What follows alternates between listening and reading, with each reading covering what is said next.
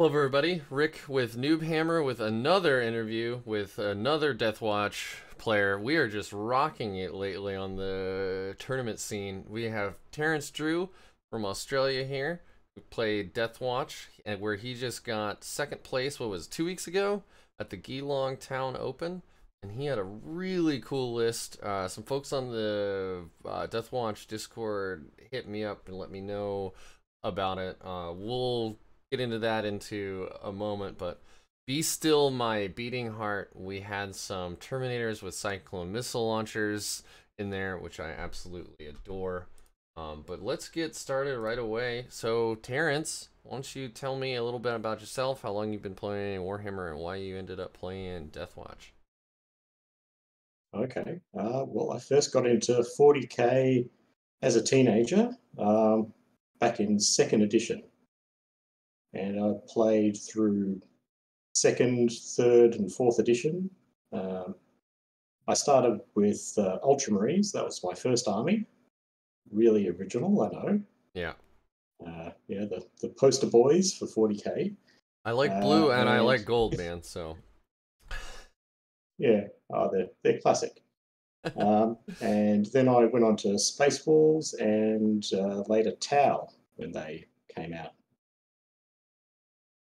Yeah, then I got out of, I lost interest eventually. And things like uni and work started to take over and just didn't find the renewed interest. And a lot of my friends that I wargamed with went over to like War Machine and other systems. So it was like, what do you do? Yeah, and I recently got back into 40K with 8th edition. I think I started playing around August or so, 2017. Yeah, I started a Space Wolves army and had a lot of fun with it.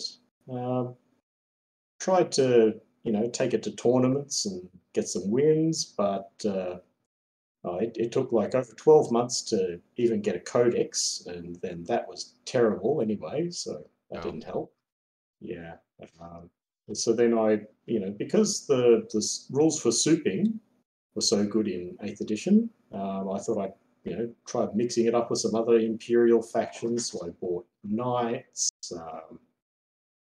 I got a little bit of Guards, some Scions. Eventually, I heard good things about Deathwatch, and I think it was Stephen Box who really had some big wins with his list, and yeah, that really put me onto Deathwatch in a big way. I started running mixed sort of Deathwatch and Knights, sometimes throw some Guard in for extra bodies on the table. But they weren't really. It was hard to play Deathwatch as an entire army by itself. They were really sort of a drop-in detachment because 3 units of veterans and a couple of support characters was all you needed. Yeah, you didn't have to have a whole army.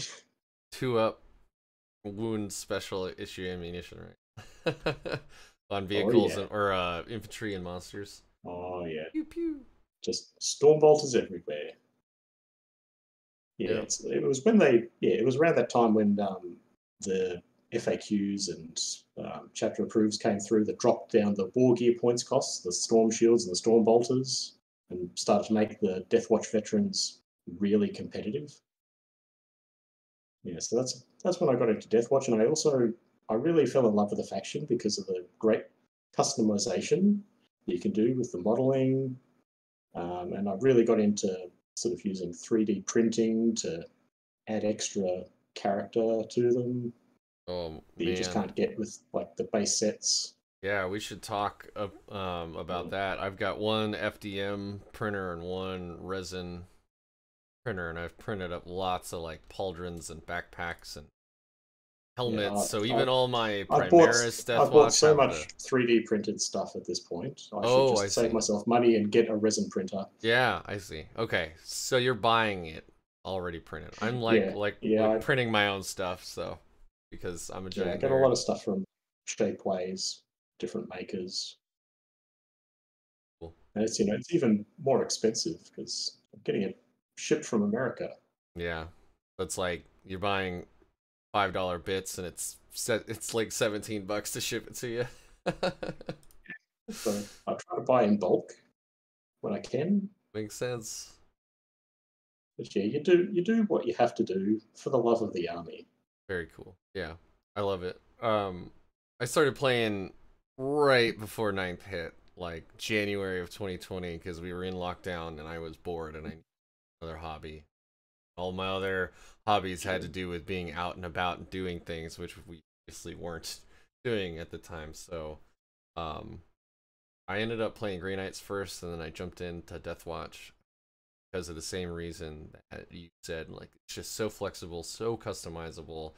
Um, Obviously, I magnetize everything because otherwise you'd have to have a whole room just full of Deathwatch models. Yeah, that's Wanted all your all your magnetizing. weapon options. Uh, that's what we call a real pro gamer move. Magnetizing? Yeah, Yeah, yeah. Well, working from home too, I can I got I'm not traveling to and from work, so I've got extra time now to, to do more hobbying. So, anyway, anything else? I mean, so you were souping mainly. I'm wondering if yeah. we're I gonna was go ahead. Sorry.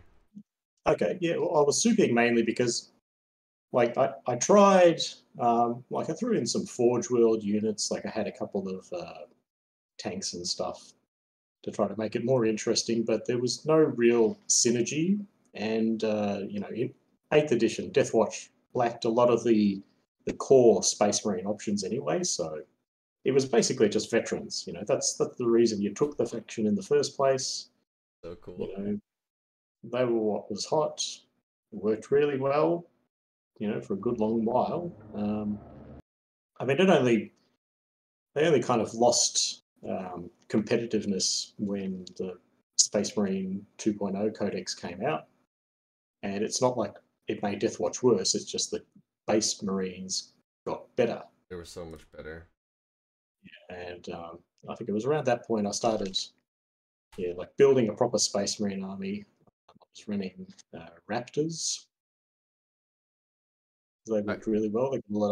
They got a lot of flavor. Running them as a Raven Guard successor. yeah, I They got love the yeah, Raven chapter. Like all their so OD Green is just iconic and great, and then they're like the no bullshit Marines. Like they're just gonna get it done. They're not gonna apologize. They're gonna be sneaky if they have to be sneaky. They're gonna use air support if they have to. There's none of this honor or at least not to the extent of like the Ultra Marines where it is everything. Right? It's like no, we will mission first. Like I love that. It's like the no nonsense, uh, which is part of what drew me towards Deathwatch too. Like they're so pragmatic. They have legitimate Xenos relics in their army, and they're like, yeah, this is what we need to do so we can kill all the Xenos. yeah. They're, We're they're gonna the use no their shit stuff if we have to. Raptors. Yeah, Yeah, I love it. they got fantastic flavor, and I'm I'm leaving Raptors behind. I found like I like the flavor. I Mhm. found sort of the paint scheme for them. It can be a bit boring because it's plain camo green. Um, Dota Green, baby. yeah, well, what I'm going to do is mix up my Raptors. I'm going to do a little bit of repainting on them. And I'm going to turn them into Mantis Warriors, That's one of the Bada which, Boar, right? yeah, that's right. The And Bada or they, Bada? I don't know, man. I read it same as you, so it Okay. could be either. But yeah, they're great. The great thing about them, I think they're originally supposed to be like a White Scars successor, but they've still got the mostly camo green scheme, but with yellow accents Mm-hmm. places, so they got some nice contrast going there. Interesting thing about them is that they were one of the major contributors to the Deathwatch. They The just gave Mantis so Warriors? many troops to Deathwatch. Oh. Is it because Possibly too many. they were dishonored after the Bottom War? Like they maybe that's it. There's a ton of them. You're So, talking about soup, and especially Imperial. I don't know if you've seen it yet, but the Warhammer community article, I think it was yesterday, maybe it was the day after that.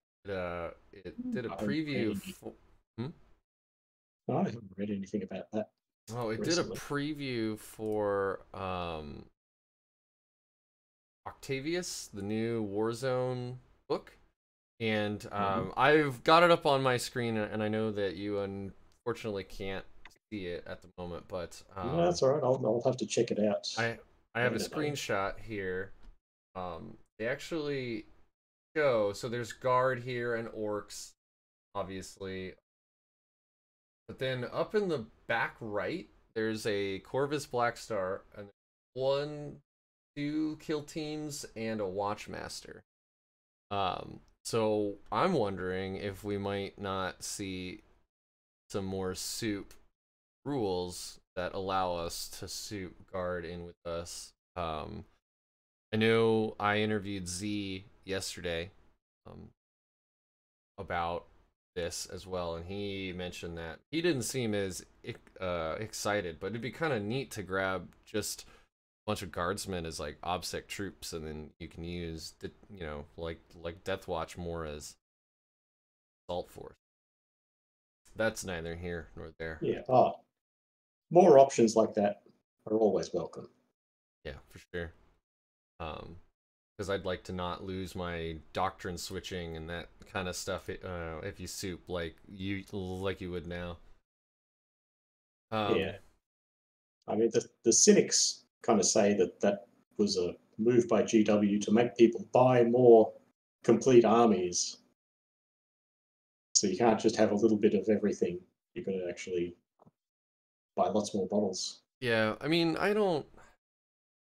That is how they make their money. Is by selling us paints and little plastic Barbie dolls and all that jazz. So, um, I don't know. It is part of the hobby. It is part of this game, and I have learned to just accept it.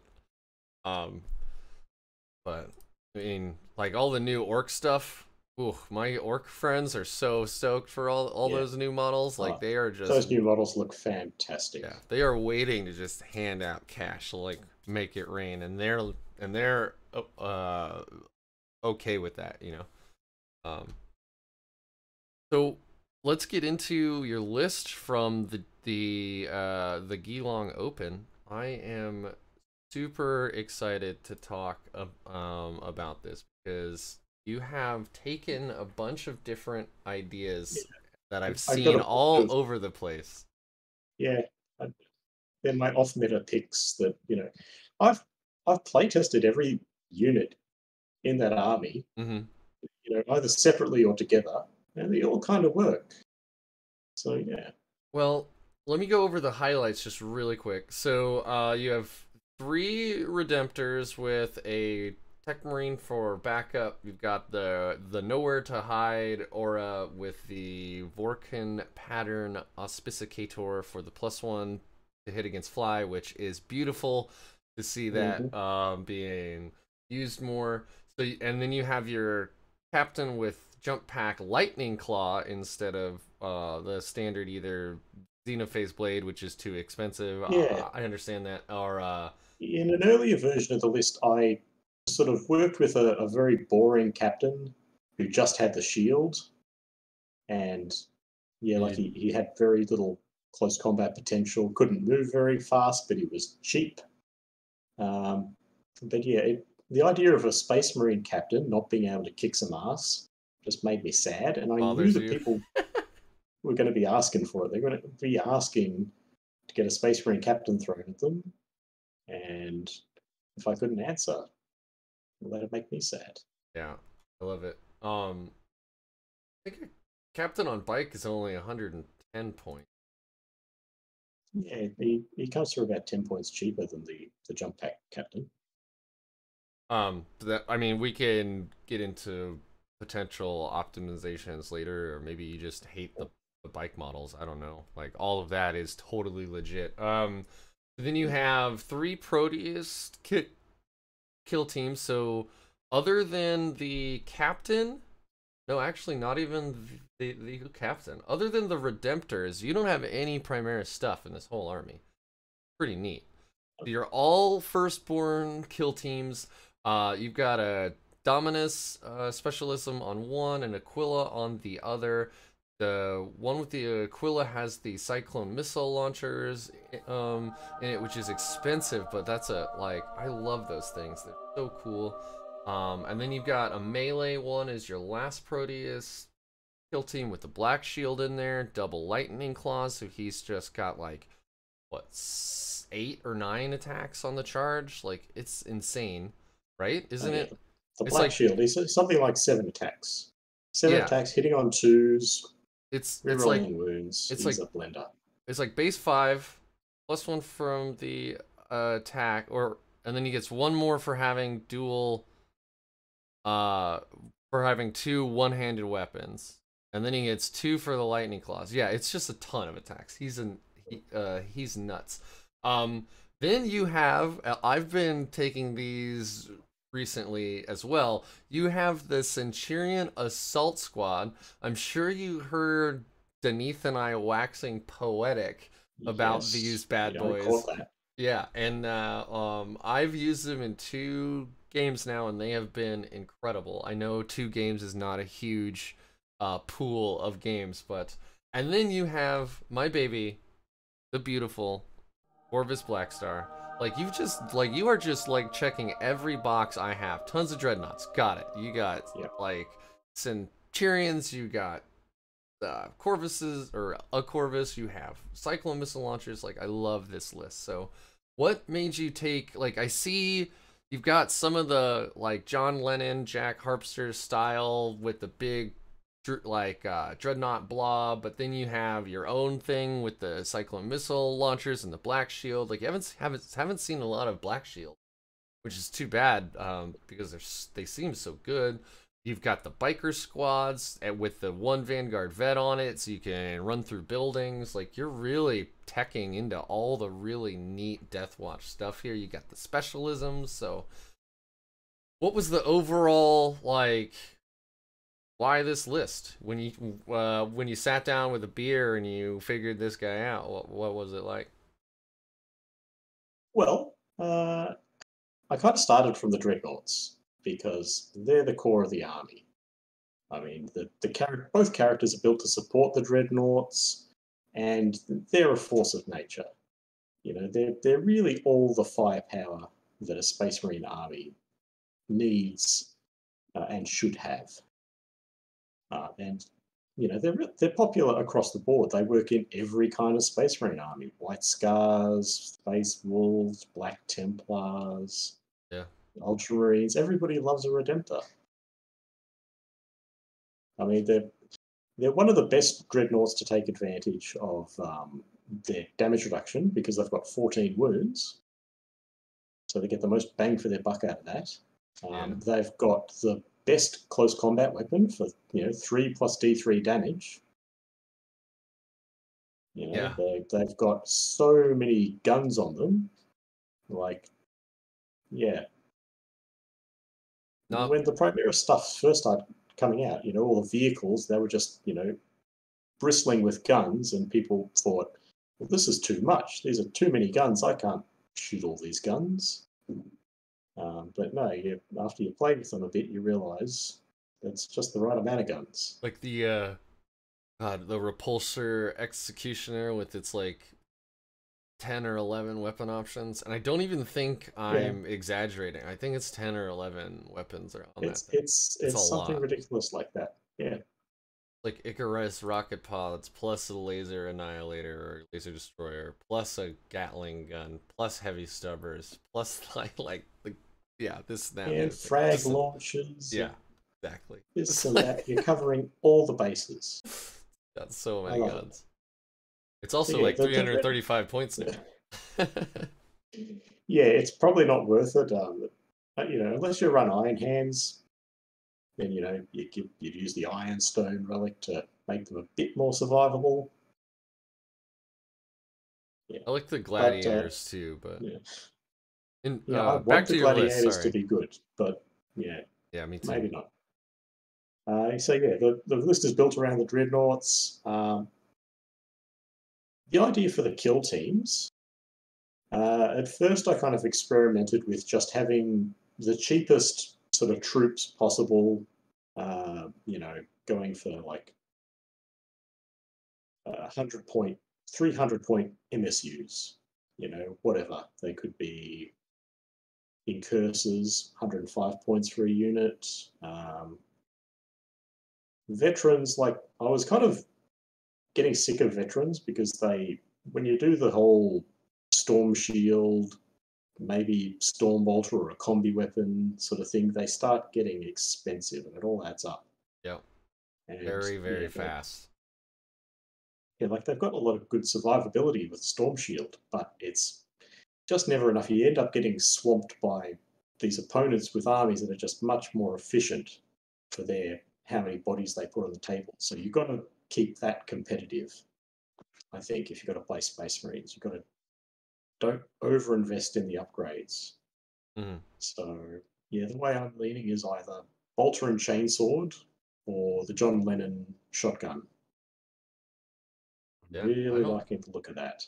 Yeah, I've played a couple games with the shotguns now, and they're actually, I don't know why we didn't think about them earlier, because they rock. Like, because we didn't want to give up our storm shields, that's why.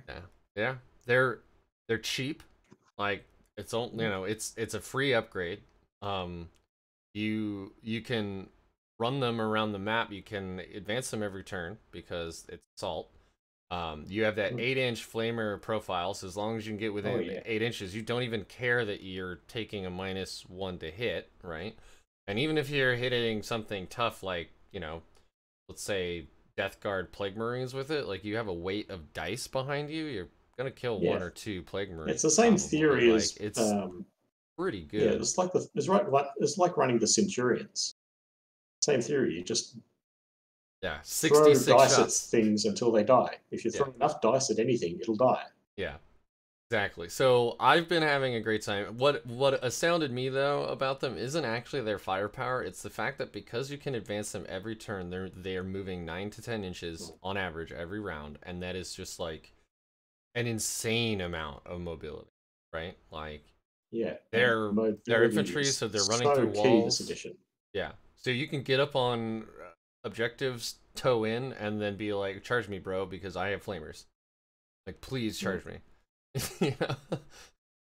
So I've liked them, and they're just cheap enough where you don't feel bad rushing them up the board to go do something stupid, and hope that you hold on to whatever. And then if you want to spend 104 points for the unit, you can actually give the sergeant the combat shield, which gives him a 1+ save in cover, and that actually gets pretty tanky pretty fast, ignoring AP2 at that point effectively.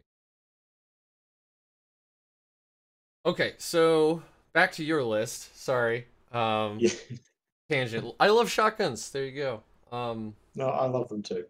I can't wait to try them out. So yeah, that was the theory. It was just having the squads be cheap and cheerful.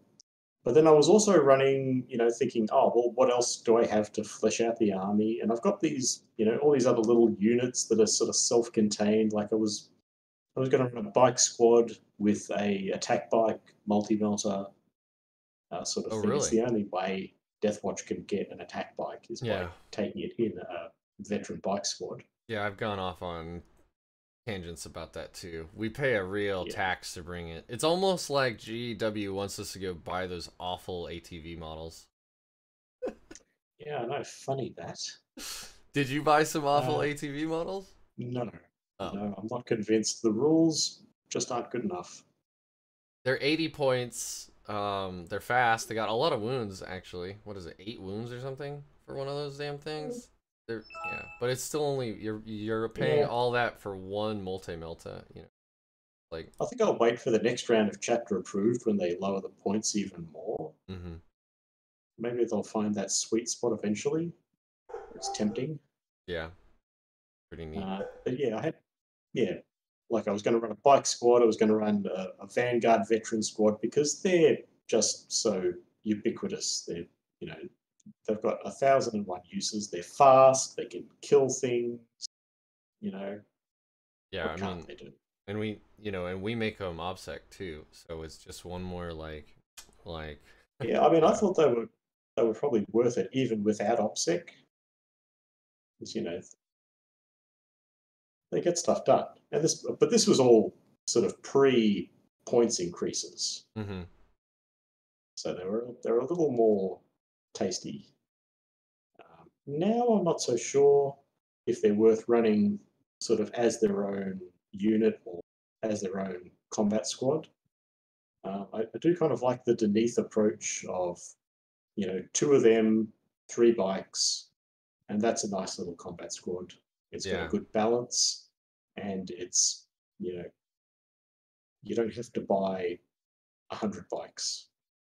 and And and I bikes are would so hard to get a hold of right now. yes, thank you for bringing that up. I've been having this problem too. In the United States, on the GW website, they're out of stock, and I think it's like temporarily out of stock. But even on eBay, like you've even got folks, or you've either got lots of like Raven Wing for sale. It's like, okay, well I can modify those, whatever, and I can make those with Deathwatch. But or you have folks who are like, I've already painted these, and I want $100. Yeah, Not gonna pay you $100 for 3 bikes for I was a thing that I'm just pretty gonna happy with repaint. myself. I managed to snap up 6 bikes painted as like Crimson Fists for 90 Australian dollars. It's a pretty good deal. Yeah, and 9 is really more It's than you need for most lists, so you're set now. Unless you wanted to go yeah. crazy heavy on bikes for some reason. Well, I mean, it seemed to work for John Lennon. Yeah, I mean I mean, he only had 9, right? Or did he have 12? I think he had 12. He Yeah, had he had 12. 3 squads of 4 Yeah, each with okay, 1 Vanguard vet. that's right. But I think 3 bikes, 2 Vanguard vets is the way to go. Yeah, that Because then, extra yeah, storm it's shield's yeah, you've huge. already had this conversation with Deneath, and Well, I'm no, I just gonna mean, agree with everything he said. well, thanks for Yeah. plugging my other video. Yeah, go listen to Denise and I just talk about this for 4 hours. You know, Mm. do a painting session and listen to my sweet dulcet tones. Massage your eardrums. You- you're not buying that one. All right.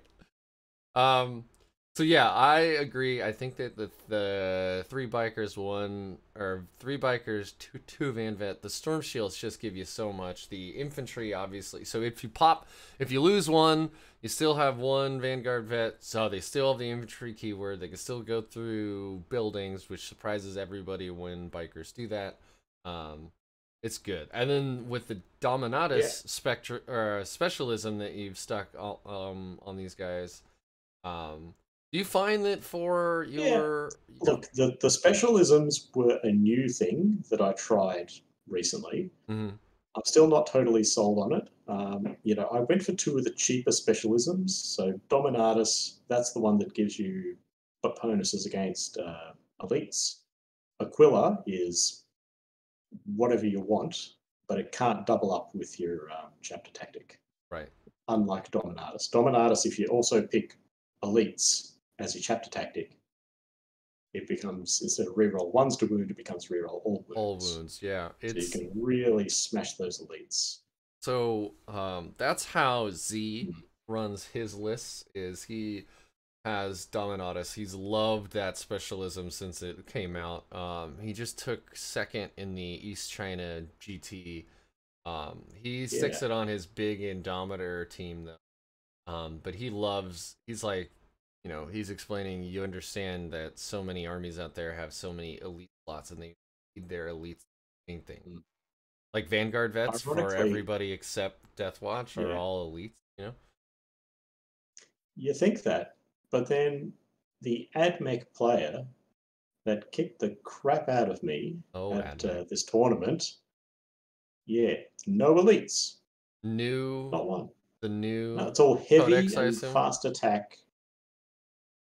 No elites. The new Codex, I assume?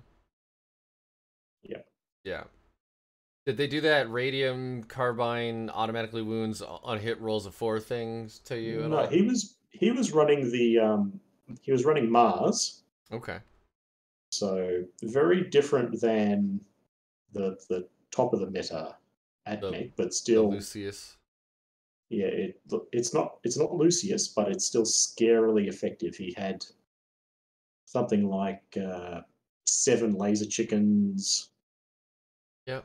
Uh, Those laser he ran. chickens, man. They're Oh, really jeez. good right now. They're Oh, 65 points each. every everything they have is so good. But yeah, the Mars just being able to stack all these buffs, there's just no end to them. And they've got the brilliant stratagem where they can get extra mortal wounds Mm-hmm. when they're, Wrath I of think it's on a Mars. 4+. Yeah, on a 6 or something to wound. They can get up to 6 mortal wounds out of a single stratagem. Yeah. And yeah, so they just put that on a unit that's doing weight of fire, and they just delete units. Yeah, 6 mortal wounds is real hard to deal with. Yeah, Like 1 or 2 here and there, you're like, all right, that's the way the yeah. game is played. And But it's 6 is interesting. GW decided to cap it at 6. They kept the Salamander's version of a similar stratagem at 3. oh for the flamethrowers. Yeah, No. yeah. They thought, yeah, when it first came out, it was unlimited. So they were, I think they only got a couple of weeks of being able to abuse the hell out of that. It got nerfed so quick. Well, we'll see. I mean, folks were saying when Druhkari came out that they're not going to see a points change for months, so you might as well just strap in. This is fine, and then not that long after they actually got Mm. the Yeah, liquefiers got nerfed, the raiders went up in points. Like it happened yeah. Oh, eventually. the nerfs that Druhkari got were well deserved, and I'd say pretty fair and balanced. They were exactly what people were asking for, and they didn't take too long. I think they got to dominate tournaments for what, about 2 months, Yeah, something like that. something like that. Yeah. I've So, been I'm a member of this Facebook group, Warhammer competitive or 40K competitive, something like that. Anyway, they've been posting up the current top 8 in this one tournament that's been going on all weekend, and it was AdMech, Druhkari, AdMech, Sisters, AdMech. Like that's what the top 8 was. It's just like, oh man, yeah, it's like Druhkari all over again. yeah. It is. It is exactly that. Well, I hope you're really good at your mirror matchup if you're playing AdMech right now, because Yeah. you're going to be playing a lot of other AdMech. Funny story. Before the Geelong Open tournament, a bunch of us had a little practice tournament. It was only 20 players the week before, Uh-huh. and yeah, I got to play Reese, that's the AdMech player, with the same armies in the same mission Oh wow.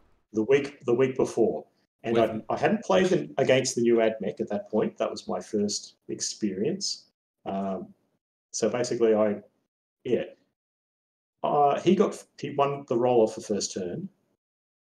By the end of his first turn, he had killed all 3 of my dreadnoughts fun. and both of my characters. So what was left standing was sort of the shells of some of my kill teams. I got to have a first turn, and I think I had about 3 models left at the start of my second turn. At that point, I calculated that I couldn't score any more points from secondaries or primaries, so I just conceded. But it was a very interesting learning experience, and I've been thinking about that. Like, you know, I know he's in the Geelong Open GT next week. What if I face him again? What am I going to do differently? What have I learned from this experience? Well, one thing I learned was find hard cover, obscuring terrain, like stick your dreadnoughts out of line of sight on the first turn, if at all possible. So that's what I did when I got him on the 4th round. It was actually a funny story because it was a 2-day tournament, 3 rounds the first day. At the end of the first day, we could see by the standings who was going to be matched up against who for the next round. Because, you know, they always go to the next closest battle points and you know, in the same win brackets. Right. And yeah, I could see that I was going to almost certainly be going up against Reese. So I had all night to sort of go over his list and read the AdMech book back to front and, you know, look at all their stratagems in detail, make sure I hadn't missed anything. And, you know, think about the game we'd had the week before and think about the mission we were going to be playing. So I had a plan. I went in with a plan. I managed to sort of hiding dreadnoughts, especially redempted dreadnoughts, is not easy because their bases are enormous. 90 millimeters, and they're also just like chunk boys. They're huge. They're tall. They're wide. Like, it's hard to hide. Their arms stick out a bit, so even the base isn't representative of their bulk. But I managed to keep 2 of them completely out of line of sight. One was mostly out of line of sight. So when he, again, won the roll-off the first turn, the one that he could sort of see a little bit of, that one died. But I managed to keep my characters and 2 dreadnoughts alive, so I get to have a bit of shooting back. It still wasn't enough. I lasted 3 rounds that game. Well, maybe next time you'll last 4. Maybe. We'll see. Yeah, I that just reminds me of, like, so my other army is Grey Knights, as I said. And right now, before we get our 9th edition Codex, which might be next month, we'll see. You have to play cagey as hell, because if you don't get first turn and you don't get off your psychic buffs, you are, I mean, you're already down 1 wound for every other Space Marine faction anyway. Sorry, Chaos Space Marines. Right, you're like already down a wound, so you're already pretty easy to kill. And then if you don't have up like Armored Resilience, so you're 1 harder to wound, all those other buffs, it becomes where you just get mulched. So you have to be so cagey and hide everything. You can't have almost anything standing out in the open, because if you don't win first turn, you can't take any fire. You will lose so much so fast. You say that. Now, that's one thing I really liked about the change that they made to the Shield Dominatus in 9th edition. Now, if you're not aware, how it used to work in 8th edition was you'd have to, the character that had it would have to be stationary during his movement phase in order for the aura to have an effect. So you couldn't get it on the first round if you didn't go first. But you couldn't have a character moving around. So it was a bit like a psychic power in that sense, that it was, you know, if someone got the jump on you, if you didn't play cagely and deploy defensively, it wouldn't make a difference. And it's just brilliant now. It's an always-on buff. So you don't have to be as defensive with a lot of armies as you might otherwise be. Yeah, that's what I found. So I've kind of got out of the habit of it, but AdMech, you know, new AdMech kind of put me back in my place, and it's like, no, I have to do things properly now. I have to play with strategy. I can't just, you know, have a nice gun line and be like, ha ha ha, I'm invincible. No. I mean, I do like that about the Dominus Aegis too, is just a bubble. It's on automatically, like Yeah, because nothing like when I'm playing Grey Knights, nothing sucks more than like lose a Dread Knight turn 1 because you didn't go first and you didn't like Sanctuary off on them or something, and then you like, well, goes 200 points, 250 points, and a buffing character and blah blah blah. So yeah, you have to play so cagey now, and with these other armies coming out that are even better at shooting than we are, right? Yeah.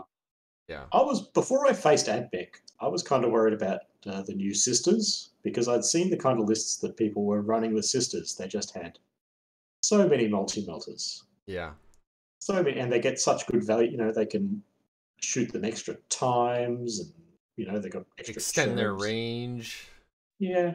Yeah. Yeah, and they keep them nice and safe inside vehicles. Scout them forward or back, and yeah. Oh, they were legitimately scary for someone running a lot of vehicle. Mm-hmm. Even dreadnoughts. Yeah. Even with the -1. But now I'm not worried about sisters. Sisters seem fair and reasonable by comparison. I'll take their multi-melters. Their slings and arrows. Well, I'm glad to hear that you approached it with from a learning perspective instead of this is bullshit like table flip kind of. Yeah. I can't. Oh, it is bullshit. Oh yeah. But I was just gonna say I don't know you well. Like this is the first time that we've talked, but your face is still like I could just see like one eyebrow twitching every time you mention AdMech, and I'm like, all right, he's just like he's putting on a show, but yeah. Like the new AdMech is crazy how they can get just like you can give them cover, you can give them transhuman, you can give them +1 to their armor save against damage 1 attacks. Like it's just you can make one ball of 20 Skitarii just like they've got a horrible menace. So many things that are just absolute killers of Marines. They're the best at it. And even if they don't and I know Mars doesn't usually tech this way, but that radium carbine special or stratagem, and they have like some HQ that lets them do it once for like for free, like auto wounding on 4s. You don't even get to roll your wounds. So I mean, it's just if you get 20 Skitarii firing 3 shots each at a Redemptor, and half of them automatically get through, like goodbye Redemptor. And that unit costs less than the well, probably not, but like not a whole lot more than the Redemptor did. Yeah, they take hitting above their weight to a whole new level. Like we thought Druhkari did it well, and AdMech, if anything, do it even better. Because they don't even need to take transports to the same extent. Yeah, I was just the transport is a tax. Transports are usually a tax. Druhkari love them anyway. But AdMech don't even need them. Yeah, I was going to say, at least with Druhkari, they have to get to you. And so if you can get them out of their transports, like you have a fighting chance to actually do that. But yeah, AdMech, they can just kill you.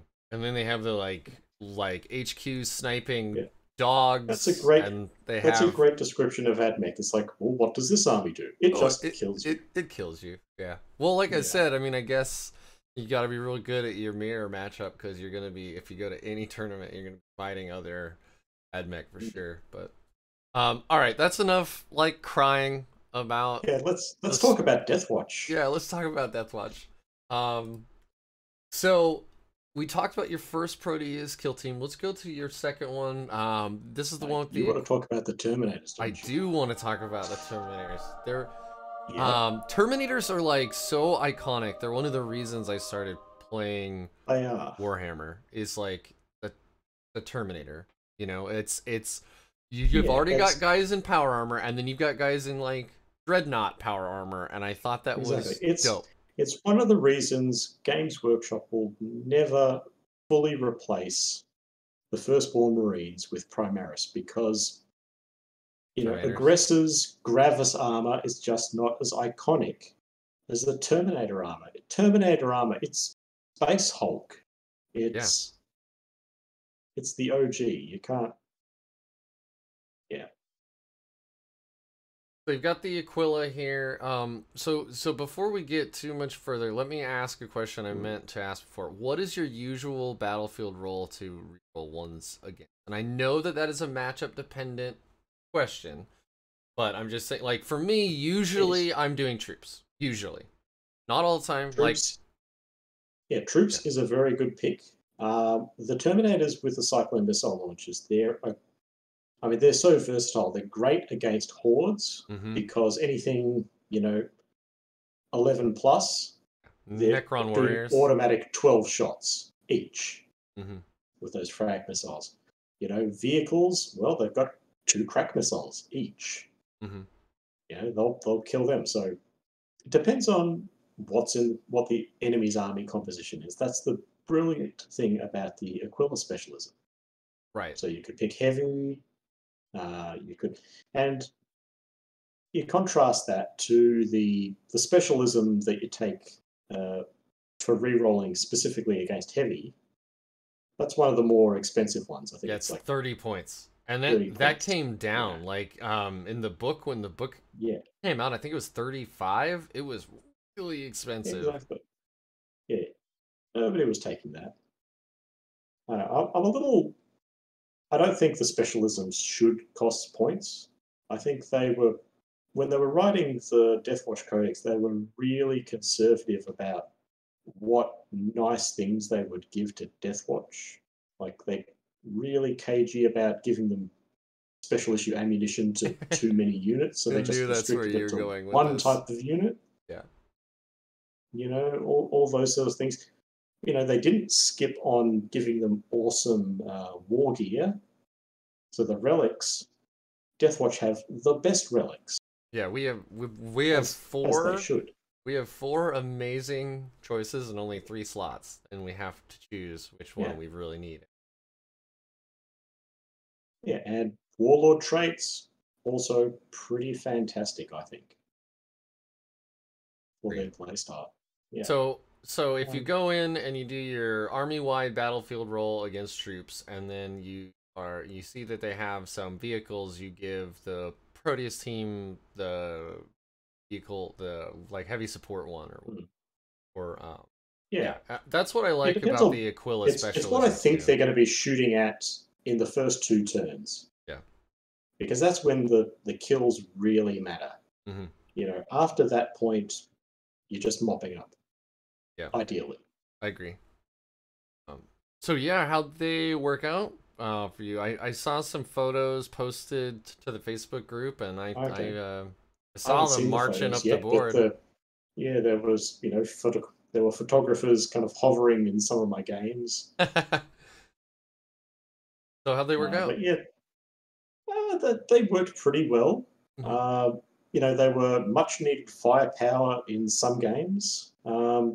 They didn't take a lot of fire back because I combat squad all my kill teams. Yeah, they all get split up. So I have the 3 Terminators with the 2 veterans with storm shields. Yep. Being ablative wounds for them. That's what I do too. Yeah, like half the time I'm able to put them in a good position in cover so they get even stronger armor. And people just avoid them because they're too much of a tough nut to crack. The dreadnoughts are probably a bigger threat that are right in their face half the time. And so, they get to shoot away for round after round. And their range is pretty good too. So the range they can somebody. Yeah. They got decent stratagem support as well. Fury of the First and all that. Terminators, pretty good. And they worked pretty well. I'm not sure, they're very expensive, as I'm sure you've noticed. It's 53 points for that. 25 points just for the Cyclone missile launcher itself. Yeah.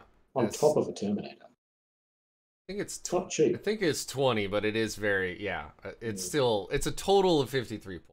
It's like 33 for the base Terminator, and I think Cyclone Missile Launcher Storm Bolter Power Sword combo is 20 points, but yeah, anyway, it doesn't really matter. It's 53 points total. So those 3 Terminators are a Relic, Contemptor, Dreadnought, you know, like effectively, yeah. points wise. I think they are they're also the same amount of wounds, hilariously enough. But like they're easier to hide. They're obviously infantry. You can stick them on a roof or not. You can, they're good. I like Terminators. Yeah. I wish they weren't so expensive, but the Cyclone Missile Launcher gives you, like you said, a lot of that flexibility. You can fire it into those 20 blobs of, Necron warriors and have a great time, and then you spend the 1 CP for the overkill stratagem, so they're only gonna bring them back on a 6s, and then you hackle with glee as you murder 15 of them for one unit. It's a shame that Necrons aren't more competitive, because I don't see them showing up at tournaments that often these days. Yeah, I listened to a Frontline Gaming podcast just yesterday, and they were going over some of the lists. There's like 8 really big GTs that happened this last weekend, or maybe it's coming up this weekend.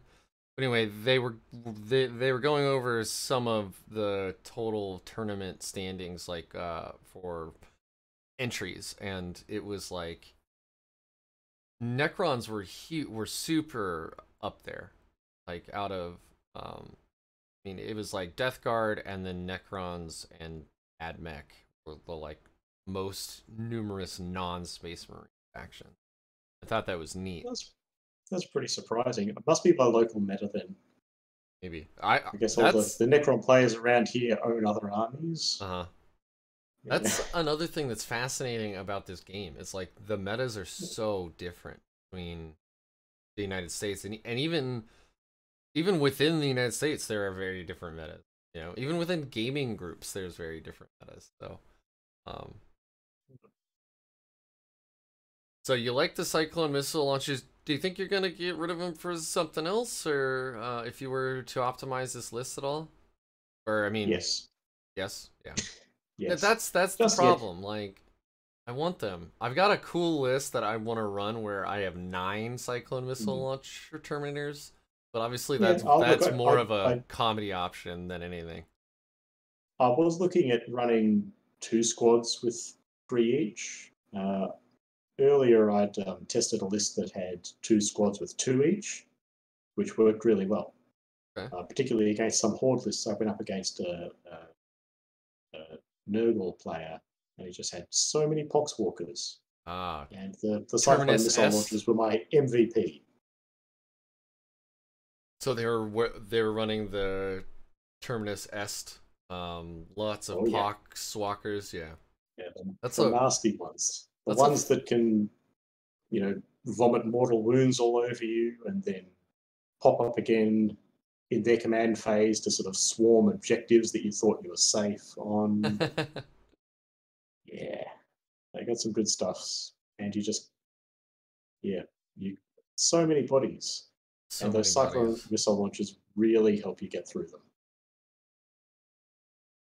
So they're a good weapon because they're so versatile.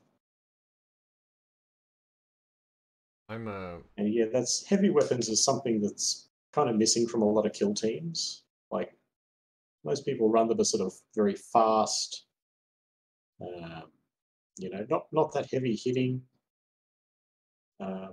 Deathwatch, they just don't have the heavy weapons options. Like, they can't take Devastator squads. Nope. The heavy weapon options that they can take in kill teams is like Missile Launcher, Heavy Bolter, Infernus Heavy Bolter that I've never seen anyone take. I know, it seems Frag Cannon that was better in 8th edition. Yeah, thankfully the Frag Cannon went down to 10 points from 15. The Infernus Heavy Bolter is still sitting at 15 though. And even though it's a heavy bolter with a heavy flamer, it's still just 15 points on a 20-point model is hard to swallow. Right? Like, real hard to swallow. Yeah, I'm not sold on heavy weapons on veterans, but Terminators are a different matter because they've got the extra defenses as well. Extra So wound, you can, extra armor. They've yeah, got an inbuilt invul. They're infantry, so they can hide in yeah. buildings and stuff. I mean, not So I mean, that the veterans the can't, trick but is just trying to get good value out of everything. yeah, min max that value. Sure. Yeah. So I mean, that you can see that throughout my list. I've taken really great units, but I haven't sort of over specialized too much in any one area, except maybe the dreadnoughts. But even then, I haven't gone to the extent of taking, contemptors with Volkite as well. Like, Well, good I luck want to. I finding any probably of am those. going to. Do you currently own any? Because otherwise, Um, oh, nice! Look at that. oh You're just yeah, gonna shove it right in my yeah, face. I found yeah. I found one Volkite for sale on eBay for like $40. You can Oh, buy the bodies on Forge World. You can't get the weapons. They're like impossible to find right now. Oh, which is just bonkers. Ask me. yeah. I was What it is. lucky. I got some months ago, and like before the Volkite meta broke through, and they've just been sitting in a box somewhere. So they're going to be making a showing soon. Cool. I mean, you'll lose some CP, but you'll gain some points. That'll be nice. Yes. Maybe it'll gain enough for you to throw in some more Cyclone missile launchers, huh? We'll see. See what the future holds. um, cool. So then your last Proteus kill team, Deathwatch veteran, bolt gun, chainsword, and the sergeant has the bolt gun, lightning claw, just like your previous two squads. But then you have the black shield with two lightning claws, and then four Vanguard vets with the jump pack and storm shield and claw.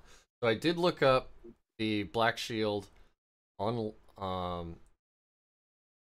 Wahapedia, and it has 3 base attacks, so 4 on the charge, 5 for wielding 2 one-handed weapons, because that's how the black shield works, and then 1 each for each lightning claw, for a total of 7 Yep. by himself. And then you have all the other veterans flying in with theirs as well. Yeah. A So lot of lightning claw attacks. Also hitting on 2s, not 3s, like the others. yeah. So he's almost as effective as 2 standard Vanguard veterans by himself.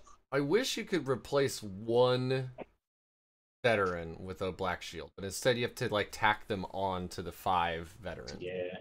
That's a little frustrating when you're trying to build You like used to be melee able lists. to build the squads that way, but yeah. Oh well. Yep. But yeah, so the way I'd run that squad, I'd usually take them, the 4 veterans and the blackguard, the black shield. They'd be their own little combat squad. I would stick them inside the Corvus. Okay. What that lets me do, first turn, I fly the Corvus up somewhere. Most people tend to ignore the Corvus because the dreadnoughts are a much bigger threat. Mm-hmm. And the Corvus, like I'm kind of cagey about how I don't fly it right next to something that can, fly and jump up and beat it down or Right. anything. I try to be so strategic about it. Then the next turn, because the Vanguard veterans can disembark from the vehicle from wherever I put it, they get a 3-inch disembark, then they get their 12-inch movement plus a charge. It's a lot more reliable than just trying to deep strike them in. It's a hell and of having the black shield with them does slow them down a little bit, but usually you can sort of conga line the unit to keep him in coherency, and they still make the charge, and then he still gets to pile in and fight anyway. Yeah. That's a great point. Yeah, so that was the tactic I used most games, and it worked pretty well. And they're They survived to make combat, which is the thing that you need Vanguard veterans to do. You can't just have them flying around willy-nilly getting shot. Let's skip right to the Corvus real quick, because so you've got 3 Redemptors, right? They got the plasma gun, the Gatling gun, the rocket pod, the storm the storm bolters. I take the good weapon combinations. Yeah. And the Corvus is kind of like a Dreadnought light, but it's a lot more it's a lot more maneuverable. It's got pretty good guns, right? It's got twin las, that's not nothing. Storm strike missile launchers or the rocket pods, right? Like twin las always, it's swingy as hell. We all know it. It's way too swingy. Yeah. If you're not rolling 2 1s to hit, you're rolling 2 1s to wound. Or 2 1s for damage. Which is the worst. You're like, yeah, I wounded with both. Oh, 2 damage. Yeah. Might as well have just fired storm bolters. Anyway. Yeah. It's also ignoring cover, right? It's got the bombs, which are like whatever. It's a little bonus, but it's not why you bring it. Yeah. And then you've got that melee threat. And, you know, I was talking to Denise, as you know, they're surprisingly more durable than you would think for most other flyers in the game. Yeah, I mean, they're basically as tough as a Redemptor. They've got 40 wounds, toughness 7, they're -1 to hit. So yeah, and they're not the biggest threat on the table. If you're doing the 3 Dreadnoughts like I'm doing, that's threat saturation. Yeah. People see a Corvus, and whatever it's doing, you can just put that on the back burner, because you've got bigger threats to deal with. Yeah, it's true. And if you've killed my Dreadnoughts, then, you know, the Corvus is the least of my worries. It's not going to carry the battle for me. No. But I do like that it's, like, you know, obviously you took the Auspex array and the Hurricane. Because, like, why wouldn't you? Ignoring cover for the whole vehicle is just... I don't know. I mean, the Hurricane Bolter, it's okay. It's expensive. It's something like, if you're really tight for points and you want to take something off, I could see maybe losing the Hurricane Bolter. I always thought if you just want to, because if you just want to have it with the Storm Strike missile launchers, the las cannons, then it's a tank hunter. Yeah, absolutely. I was actually going to ask you, tried like maybe keep the Storm Strikes but go to the assault cannons. I'm actually thinking of flipping completely on the heavy weapons. Just Black Stars and assault cannons, because I think more shots would just be more effective. Because those 4 tank killer shots, they just never seem to connect when I need them to. And you know, it's not a core unit, so the best thing you can do with a Corvus to buff it is you deploy it sort of near your Tech Marine first turn, like within 3 inches, so the Tech Marine can give his +1 to hit to the Corvus, which then flies off and keeps that buff for the rest of the turn. Yeah. And that lasts a turn, and hopefully he does something good with that. So I pulled up the Corvus's data sheet here. I think the twin assault cannons, like, damage 1, but there's this proliferation of things right now, like Death Guard in general, but like Redemptor Dreadnoughts, or all Dreadnoughts really, new Paragon Warsuits, all that stuff, -1 damage. It's like everywhere. So early... There's something to be said for those 1 damage weapons. I mean, it's still strength 6, -1 AP. Got it. And lots of shots. Yep. And you know, at the beginning of 9th, there was heavy bolters got buffed. They became the most efficient way to kill other Space Marines because they're strength 5, -1 AP, 2 damage. Oh my god, 2 damage. But then Death Guard came out, and it's like, well, that doesn't matter now. It's 1 damage. And Yeah. then Start Duty of ninth, Eternal it got was the on. 2 damage meta. Yeah. It was heavy bolters, it was white scars, and then yeah, Death Guard showed up and made people reconsider that. Yeah. But the damage 2 weapons just kept on proliferating, so I it's mean, really just all bad for Space Marines. yeah, they're still good into Space Marines, right?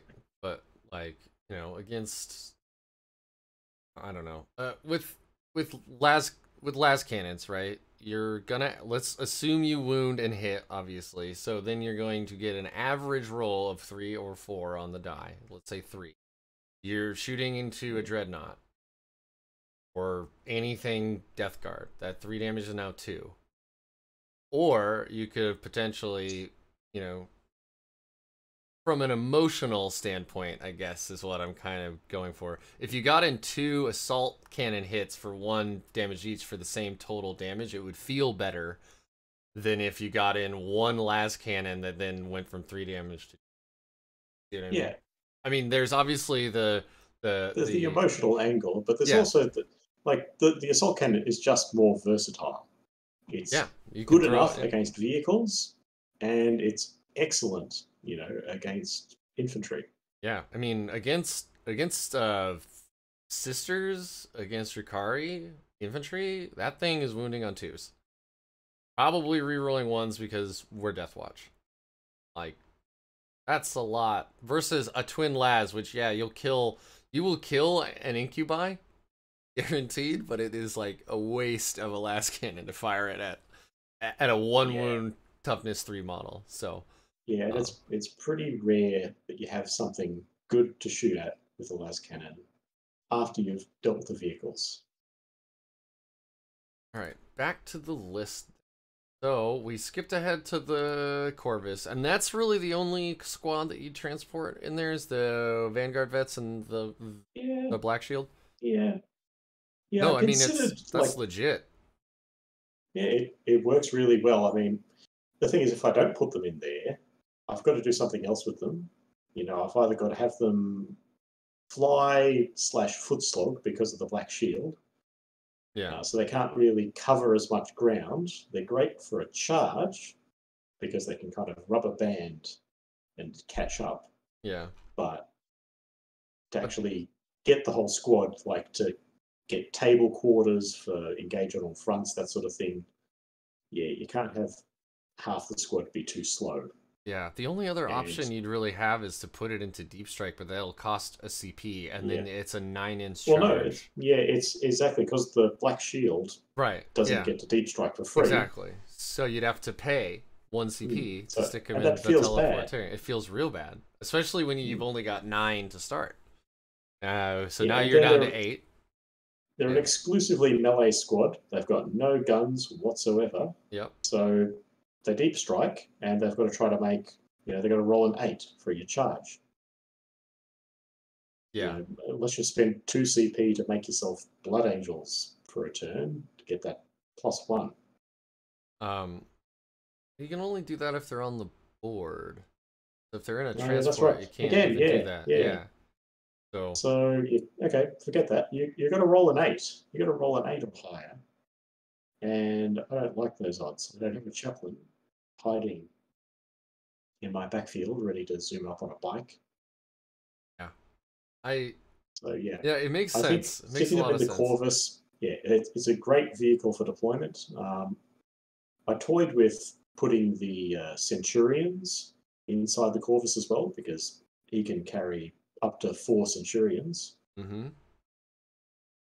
That was But they do pretty well deep striking themselves because that puts them into perfect range for all their weapons. sure does. Um,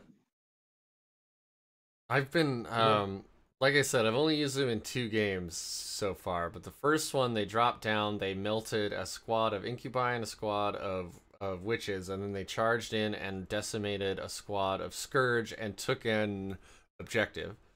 And then game 2, they came down. I fired them into the wrong thing. I fired them into some crisis suits, which was a mistake. I think I only got like 2 wounds off of them. But then they charged the crisis suits and obliterated them. it was like a 440 point unit of crisis suits, and my opponent is like, that's ridiculous.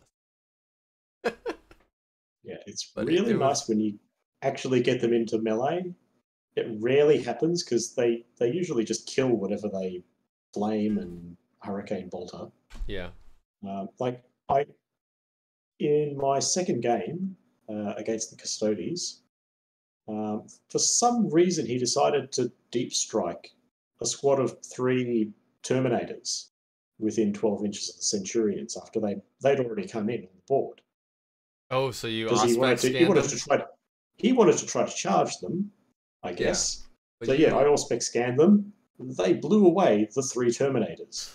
yeah, 66 flamer shots and 32, no, 36 bolter shots. It's a lot. It is It was a lot. a lot. Yeah. It's like a surprisingly Yeah. good amount of damage. And Yeah, I mean, Auspex again, scan is just infantry, right? It's not core. it is. It's Yeah. it's any infantry. Love it. But it Beautiful. doesn't have to be core. It doesn't have to be, you know. Yeah. I love them. They're expensive. The models Yeah, are 100, I can't 195 points yeah. for the unit. So they are expensive. You can get more efficient units, but they always, without fail, kill 1 or 2 things that needed to die. That's my experience. And I think they will for you too if you choose your targets right. Yeah, I need to be better about what I shoot, that's for sure. That Tau game I lost because I didn't understand how drones worked, and I'd only ever played them once before, and it was with my Grey Knights.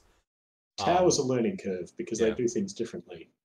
I'm a pretty new player, so this was my first 2,000 point game, Deathwatch versus Tau. My only other time facing Tau was 1,000 points, Grey Knights versus Tau.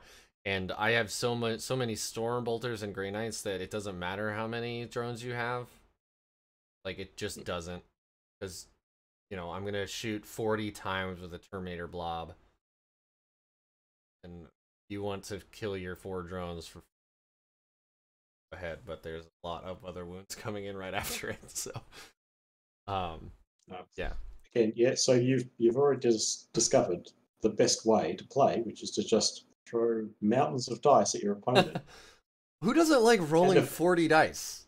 It feels good. Like when you're like that meme with the guy with like all the lemons. You're like, what do I do with all these dice? Oh, I just killed a unit. Love it. It's great. Yeah. Yeah, so you can still do that with Assault Centurions. And that's the great thing about, like, you used to be able to do that with aggressors, with their double shoot. And now that you can't, they're kind of a sad unit. Yeah. That rarely shows up. But yeah, Assault Centurions, they've still got it where it counts. I can't, like, that model, I can't decide. I'm like, do I like these? I don't know. It's like, they're cool. Especially from a lore standpoint. What's up? Well, hold that thought. Okay. I'm going to show you my Centurions. Okay.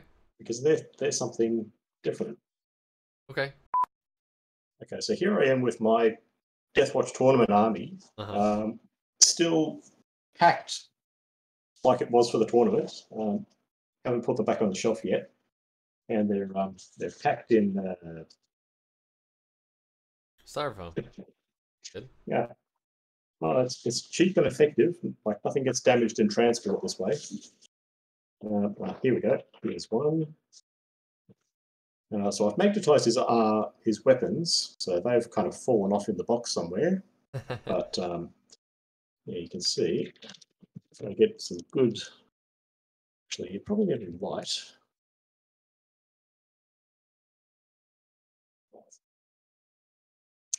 And it's a bit out of focus because it's a webcam, but you can see. Yeah. Is it like is it a Grey Knight's? It's Grey Knight's legs. It's not. Oh, it's not? I see that.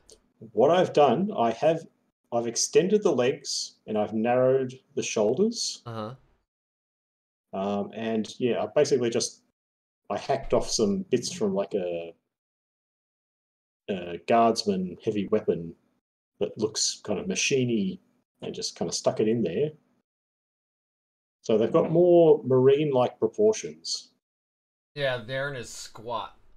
I Yeah, like I can't stand the unmodified Centurion models. I don't They're ugly. I don't hate them. Here's the thing. I don't think they're great. But from a lore perspective, I think they are great. And the reason is, right? So the Dark Age has come and gone, or the Golden Age, or now I can't remember. Anyway, all the technology from the old times, right? The like really good stuff is now lost to humanity. And Terminators are like part of those old relics of the past. So they're much more live than the Centurions. They have a built-up invul, and it's like the Centurions is the best we can do at the moment in the 40k universe with the technology we have, trying to recreate Terminator armor, and it falls flat. You don't have an invul. Yes, you have one more wound. Yes, you have the same 2-up armor, but like it's like, well, we couldn't make it as defensively good, so we just strapped some big ass like siege drills on it and called it good, right? Like, I love that about them, that they are ugly and squat and slow and and wide, because that's the best we can do at the moment. Who knows? Call might just like come out with new Terminators too. Who knows, right? I believe did. They called Gravis. Yeah, Mark but X Gravis armor, and it's but not as iconic. And no invul either. That's the big thing. Is the Terminator armor has the shard of the Emperor's throne in it or whatever. Allegedly. Yeah. Is it his armor or the throne? I think it's his armor. Anyway, and that's what grants the 5-up invul, and it's like splinter of the true cross sort of thing. It's like it's all like, how big was his armor? My God. Well, yeah, I mean, as big as he wanted it to be, apparently. But the Terminators believe it, and that's what matters. Ask the orcs. Their belief in stuff is the only reason any of their stuff even works. All right, so Centurion assault squads. We've gone through your Redemptor brick. We've gone through the Corvus and your HQs and your kill teams. So that's the whole list. We went briefly over some of your matchups. So you had 5 matchups, and what were they? Just real quick. So your 4th one was AdMech. Yeah. Okay. So round 1, I was against Andrew Robinson. I've played him a couple of times. He's got a really beautiful commissioned Dark Angels army. And he was running a mix of Deathwing, the Terminators, and the Raven Wing, and Green Marines. Oh, cool. No Raven Wing. Green Wing, wow. Yeah, he had 20 Hellblasters. Are they the ass blasters? Yeah, the assault ones, yes. Yeah, ass blasters. What other ones would you take? Exactly. So he had them. He 3 had shots. A Deathwing standard bearer to give them a 4+ shoot on death. Mm. And he had, I think it was Azrael. Is he the one who's got the invuln bubble? Yeah, it's their chapter master. So basically, he had these 20 Hellblasters buffed to the wazoo that were just this. It was horrifying to behold. Yeah, man, and with weapons of the Dark Age overcharged, those are 3 damage shots. Yeah, So I was looking at that and going, well, I've got to deploy very cagily to avoid getting shot off the board with this. Mm-hmm. So he ended up deploying them right in the middle of his deployment. I think we were playing Dawn of War, sort of long table edges.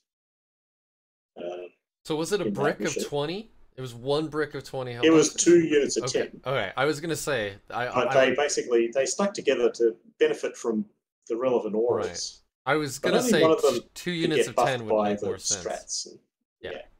Still, that's but yeah, that's insane. Yeah, a lot of damage. They were pretty insane, and I managed to slog through them in the end.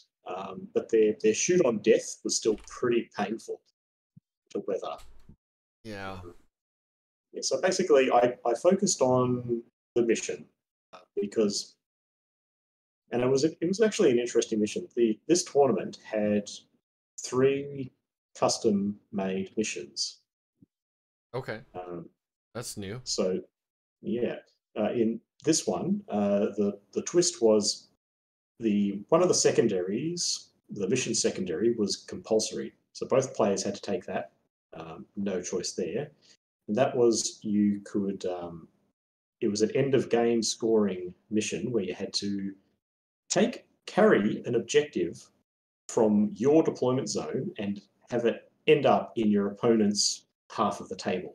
Okay. And if it's still in there, like at the end of the game, then you score like 5 points for each one you've successfully moved. Okay.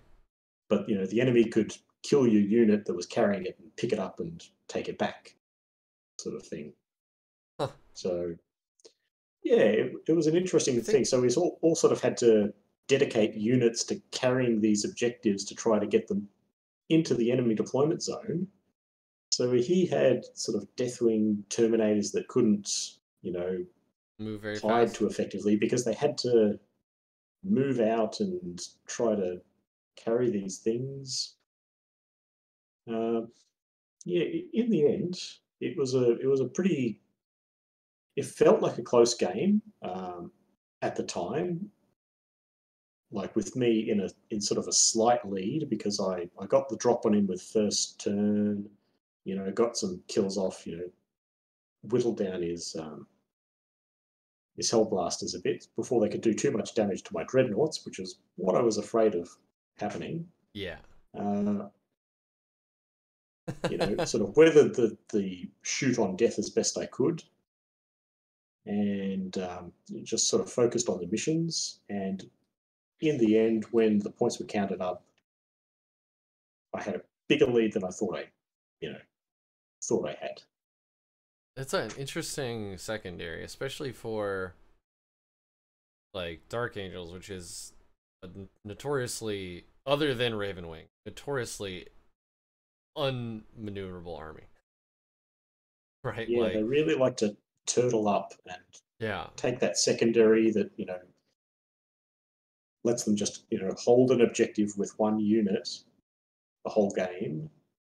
Yeah. And they like to keep that in cover where you can't shoot at it or anything. And it's almost a guaranteed 15 points. Yeah, they stick like a command squad on it or whatever with the inner circle, so they have permanent transhuman and they're in cover. Yeah, it's a nightmare to try. Yeah, so he didn't really have the luxury of taking his usual strategies for this particular game. Yeah, and that worked to my favor. I mean, I'm glad they made that. You got to play the mission. Yeah, absolutely. I'm glad they made that secondary compulsory because otherwise, nobody would I think take that's it.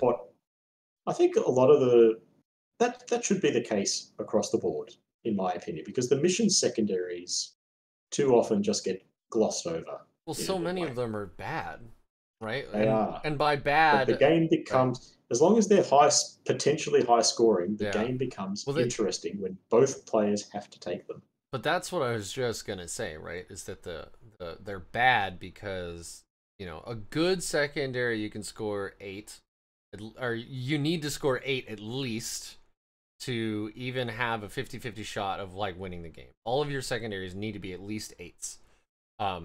You want 10 to 12 really, or at least be aiming for 10 to 12.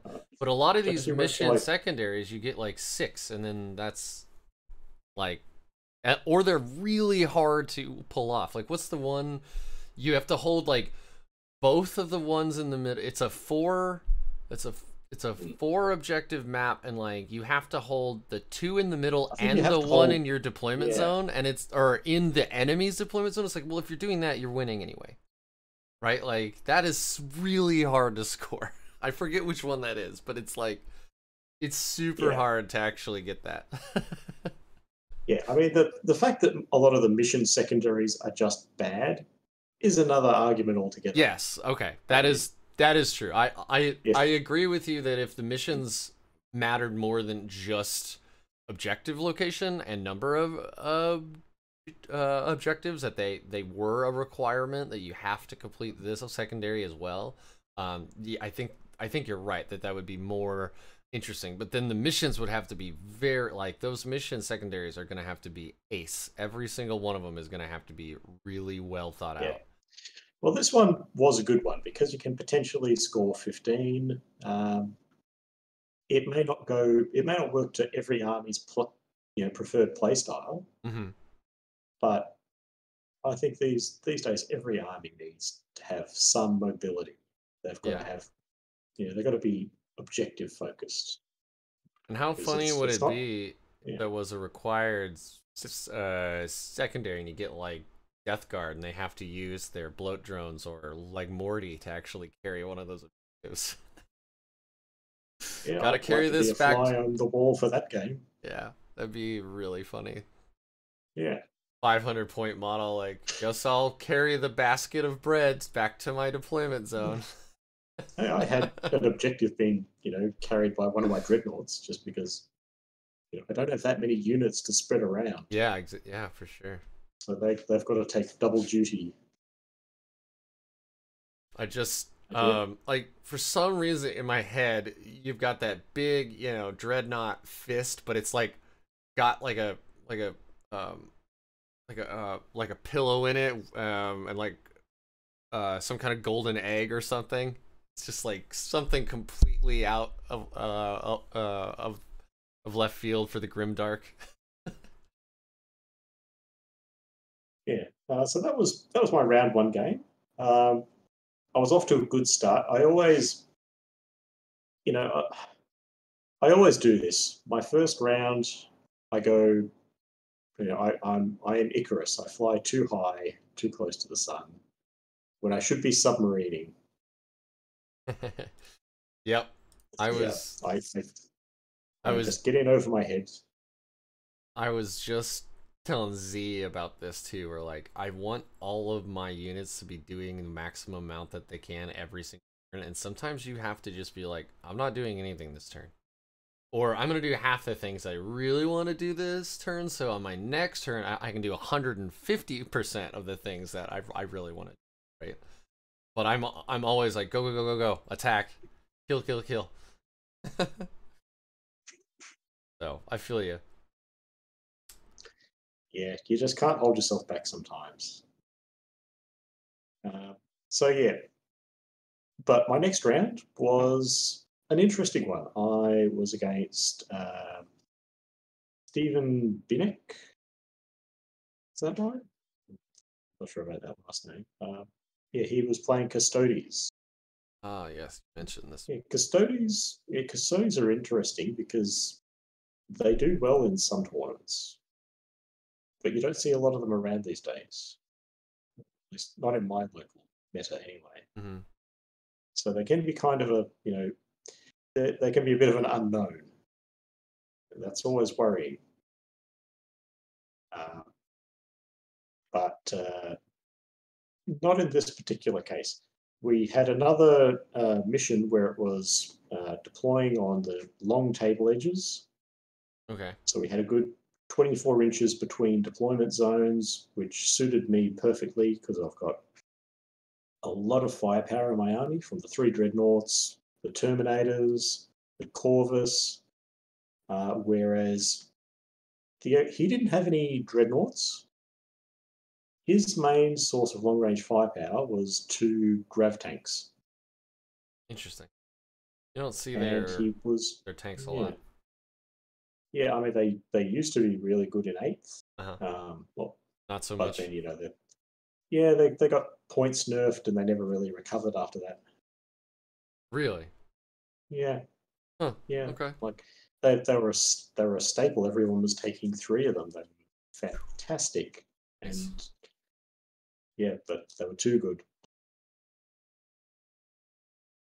So anyway, I got first turn again this game. My first action was to kill both his tanks. Turn one, I just focused everything on them and just made sure I had troops on the three objectives closest to me, and I pretty much ran away with the game from there because what he had left was fairly slow, not that threatening in terms of firepower. He still Mm-hmm. had some jet bikes, captain on a jet bike. Of course, with like 9 Uh, wounds and yeah, yeah, Victor of the Blood Games, yeah. nasty piece of work. But he was he played a bit too cagey, so he didn't manage to get a first turn charge when it came to his turn, which is what I was expecting. But yeah, the Really? movement, like, yeah, well, I mean, he was in charge range, but I think he failed the dice roll. So what can you do? Huh. Yeah. Well, These things happen. Um, let's see. I think that game. I think I got like three turns, and he conceded after that. He just had nothing left that could really score points or contest much. well, you got that sweet attack on those Terminators too. And they're Mm. like, as you know, Custodes Terminators are not cheap. And I was kind of surprised that the Auspex scan Centurions wiped them out. It was like I thought maybe I'd kill one, maybe two if I'm lucky, but the whole squad. Yeah. You got, Mm, but it's a lot of shooting, and you only need a few failed it is. saves. Well, it was enough shooting, Yeah. as it What turned out. auto hitting, or at least half of it. Yeah. So, Yeah, I assume they were Alaris. yeah, Yeah. yeah. They were the Allurus So Terminators. 4 wounds, toughness 5. So you're wounding on 5s, but still a lot of shots. They got a 2-up save. Huh. Yeah, and that game I had taken the army-wide chapter tactic against elites. Okay. So you So the got the Centurions, reroll. despite not being core, that is one of the few buffs that they can benefit from. Yep, you're right. Any Deathwatch um any Deathwatch unit, yeah. That aren't Yeah, so that's what. servitors or something. It Yeah, like specifically calls out servitors, I think. yeah. So that's always something to consider with assault Centurions. Like, okay, they're not core anymore, so they don't get captain, lieutenant, chaplain auras, but they still benefit from chapter tactics, and there's still a few stratagems such as Auspex scan that work with them regardless. Yeah, so it's all Adeptus Astartes units except servitors and beast units, which I don't Mhm. think we have any. Like cyber wolves and Fenrisian I wolves. was gonna say we aren't Space Wolf, so I don't think we have Yeah. any. We don't have beast. Mm. Anyway, that's really, So yeah, yeah. That's clutch because like rerolling ones to wound is still very good. Like that's the yeah. it just hurts even more when you're like fighting Mortarian and he's turned off all your rerolls. You're like, that's all my army does. But Yeah, that would sting a bit. so you went ahead and you finished that one up. He conceded round 3. You blew Yep. away some Terminators with some Centurions. Ha ha ha ha. Yeah, so I think my real gain from that round was that I finished early, so I got to sit down for Oh, about an hour before my next game. Got to hydrate. Yeah. Just getting off my feet. That's a real luxury in a 10-hour tournament. Yeah, I can see that. So yeah, I did that, and yeah, my plan to fly under the radar had once again gone askew. So I was shooting up and up and up in the ranks, and my next match I was against Paul, playing his Druhkari.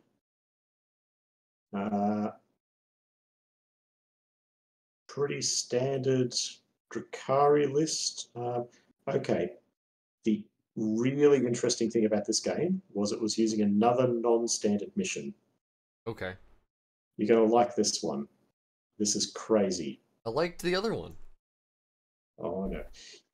You remember how you said before, hey, the thing about, these secondaries is you can't afford to get like less than 8 points with them. They're just not worth it. Mm-hmm. You really have to get good value out of secondaries, otherwise you're going to lose. Yeah. Okay, so this one had 2 compulsory secondaries from the mission for each player. Fantastic. And that each secondary was 1/2 of the same coin. You had to pick 3 units in your opponent's army that were traitors, and you scored 5 points for each one of those units that was alive at the end of the game. Oh, so you're trying to not shoot them. Yes. And conversely, your opponent does the same to you, and you score an additional 5 points if the units that he picked as traitors are dead at the end of the game. So you basically double dip from the same. This is hilarious. Mission. So you are trying to force these ones that are traitors into shitty situations to get shot. Your opponent is trying to not shoot or charge or kill them at all. Well, the thing is they're secret as well, so you don't tell your opponent. Oh, okay. You don't tell your opponent what units they are, and you don't know what units they've picked. You've got to try to guess based on, how they're playing. That's actually pretty neat. Yeah, I like that. Yeah, it's neat. But against a Druhkari, it was terrible because all his units are paper thin.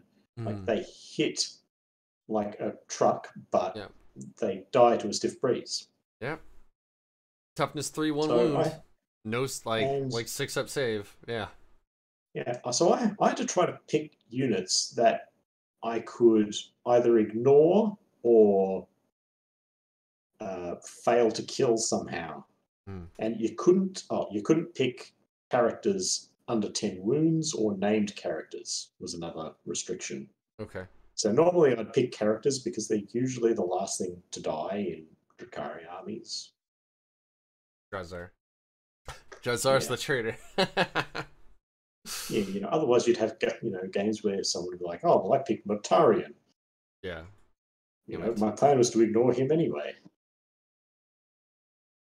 True. So, yeah, we had that going on. I foolishly picked 3 of the most suicidal units in his army to be my traitors.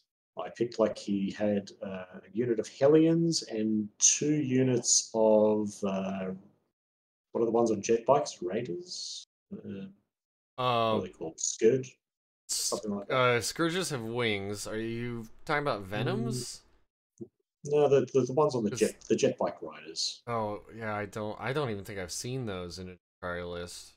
I don't know. Yeah, so he had them, but yeah, it turns out they're the most suicidal units in his army, so he just kind of threw them straight at me, and it was all I could do to try to prolong their lives. And he kept on charging things that, I couldn't help but fight back effectively or risk losing the game. Right. So, and I had no idea, I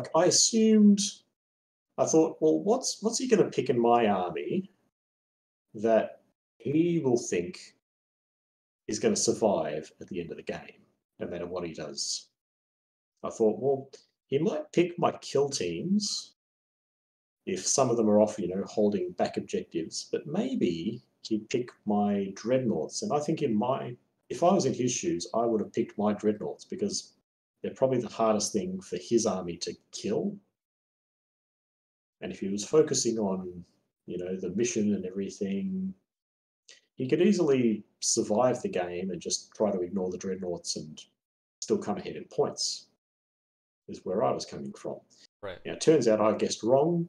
It wasn't my dreadnoughts that he picked. He actually picked some obscure kill teams, like the Terminator squad that I had sitting in the backfield shooting away happily. He picked them. They were never targeted by anything. He also picked my Vanguard veteran unit. Black Shield? With the Black Shield. And I was on the fence because he had opportunities to sort of attack them early where he went for other less obvious targets. So I was thinking, hey, maybe it's them. Mm.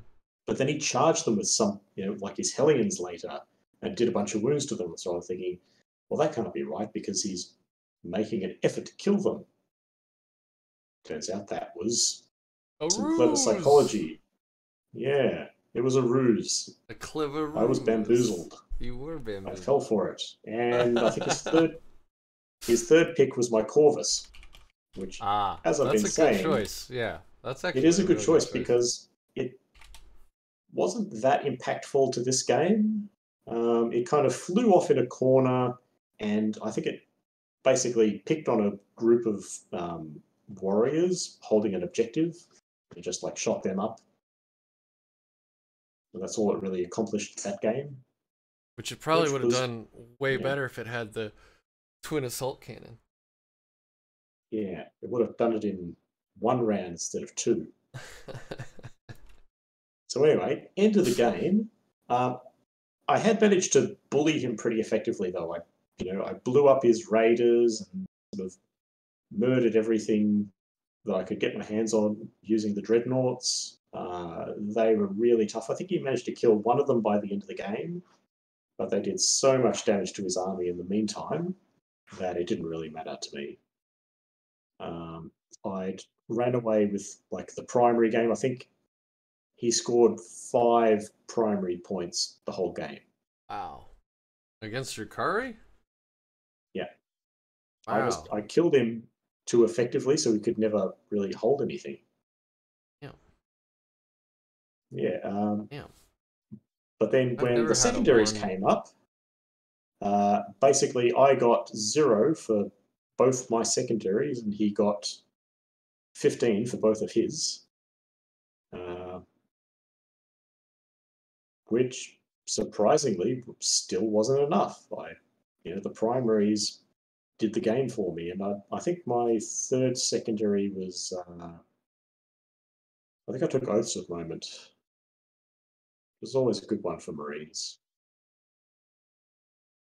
Yeah, if you're gonna castle up, the thing is you want your dreadnoughts in the back holding your backfield objective. I ran them straight up the guts. They kind of ended up in the middle of the board they got to charge some things as well.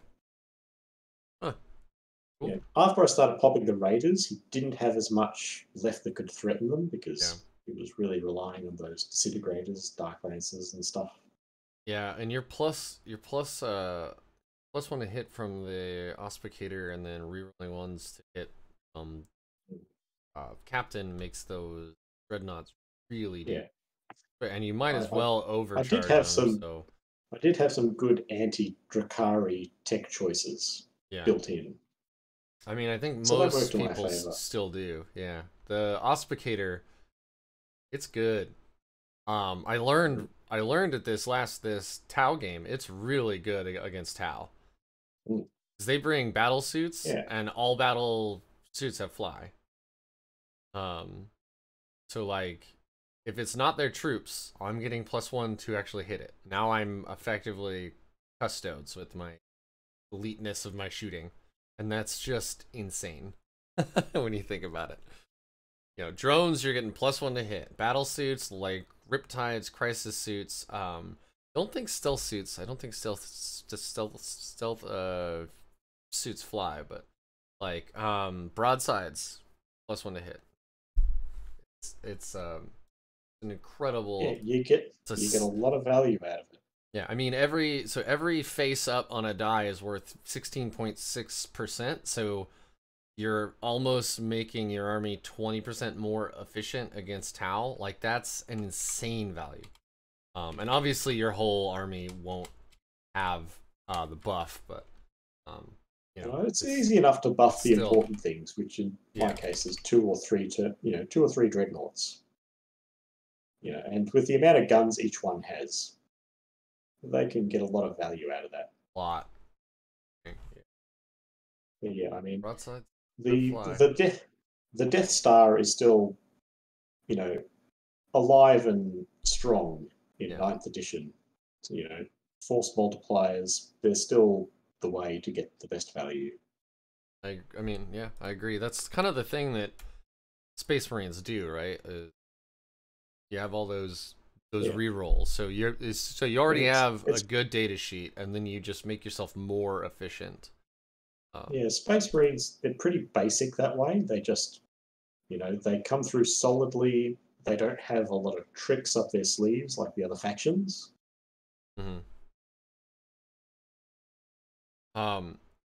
So then day 2, round 4, that was your AdMech. Yes, so yes, once again I had put myself in a perilous position because now I was getting the matchup that I'd kind of hoped that I could avoid. Yep. But yeah, there was like, I think there was about only three or so AdMech players this tournament, who got first and second respectively. Third one I think did pretty poorly. Don't know, you know, there was 42, I think 41 players and 1 ringer, so I couldn't watch every game. Yeah, that's a lot of games to watch. If even if you tried, right? Yeah. But yeah, so I got the AdMech matchup from hell. It was the same exact mission that I played against Reese last week as well. It was one of the standard missions from the book. It looks like Reese came in second at that tournament, right? Yes. Surprisingly, like he got more battle points than the player who came first, but he had an early loss. So kind of. Oh, really? Yeah, that's gonna set him back. You can always make it back. Yeah. Well, but anyway, he has a brilliantly nasty Mars list. It's very heavy on the Iron Striders. It's got some good vehicle supports. It's got good mobile units. So he's got 2 units of Raiders. Those are the little cavalry guys. Yeah. That can snipe characters, as I discovered in my first game against him. Yeah, they're pretty crazy. They're completely nuts, and like, so they get mortal wounds on, I think it's a 4+ to wound, and he can use the Wrath of Mars stratagem to stack on top of that to basically double up the effect. So every 4 to wound he rolls is 2 mortal wounds Against your against my poor little Space Marine characters. Poor little Space Marine. Yeah, my 4 wound Tech Marine and 5 wound Captain have no source of feel no pain to speak of. Yeah, it's pretty sad if you can't hide them out of line of sight. But that's basically what I took away from the first game we played. I thought they were nice and safe. But yeah, these units can just right up the guts. You know, they get a scout Move, like yeah. free move at the start of the game. Then they move again in his turn if he goes first, and they've got an 18-inch range, so they can even if I lined them up on the back of the board edge, they'd still be able to reach them. So you've got to break line of sight is the only effective way. Fortunately, in this game, I was able to do that. Company veterans with the bodyguard, well, but then you have to find 40 points somewhere. Yeah, they're pretty good, and they're pretty cheap as well. I mean, you don't need to give them any fancy war gear. They can just be effectively ablative wounds with a bolt gun and a chainsaw. Yep, you're not wrong. But yeah, unfortunately, I'd already put in my list 2 weeks before the tournament started, so there was no chance to change anything based on the results of the previous tournament. So it was really just that pre-tournament games was just a chance to play test the list and try to learn to play it better. Gotcha. So yeah, I did play better. I lasted longer, but by effectively hiding the dreadnoughts, all that did was redirect all his firepower onto my kill teams. So I had very few units left on the board. Yeah. My turn 1. So I couldn't really contest many objectives. You know, he kind of ran away. Like, there's no primary scoring on the first turn anyway. So, and by the start of the second turn, I had not much left. I think I had I had like, I think 2 Marines from a kill team that had managed to stay out of line of sight. They've got a bit of the unit shot away, but they were still hanging in there. They pushed for a unit and then tried to charge into a raider that had been holding it, hoping to kill him. But then Reese just used the strat that lets them fall back when they get charged. Oh, yep. 12-inch movement backwards, yeah. Yeah. So he ran away that turn, and then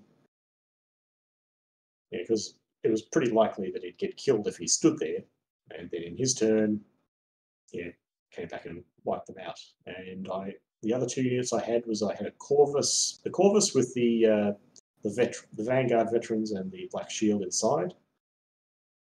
I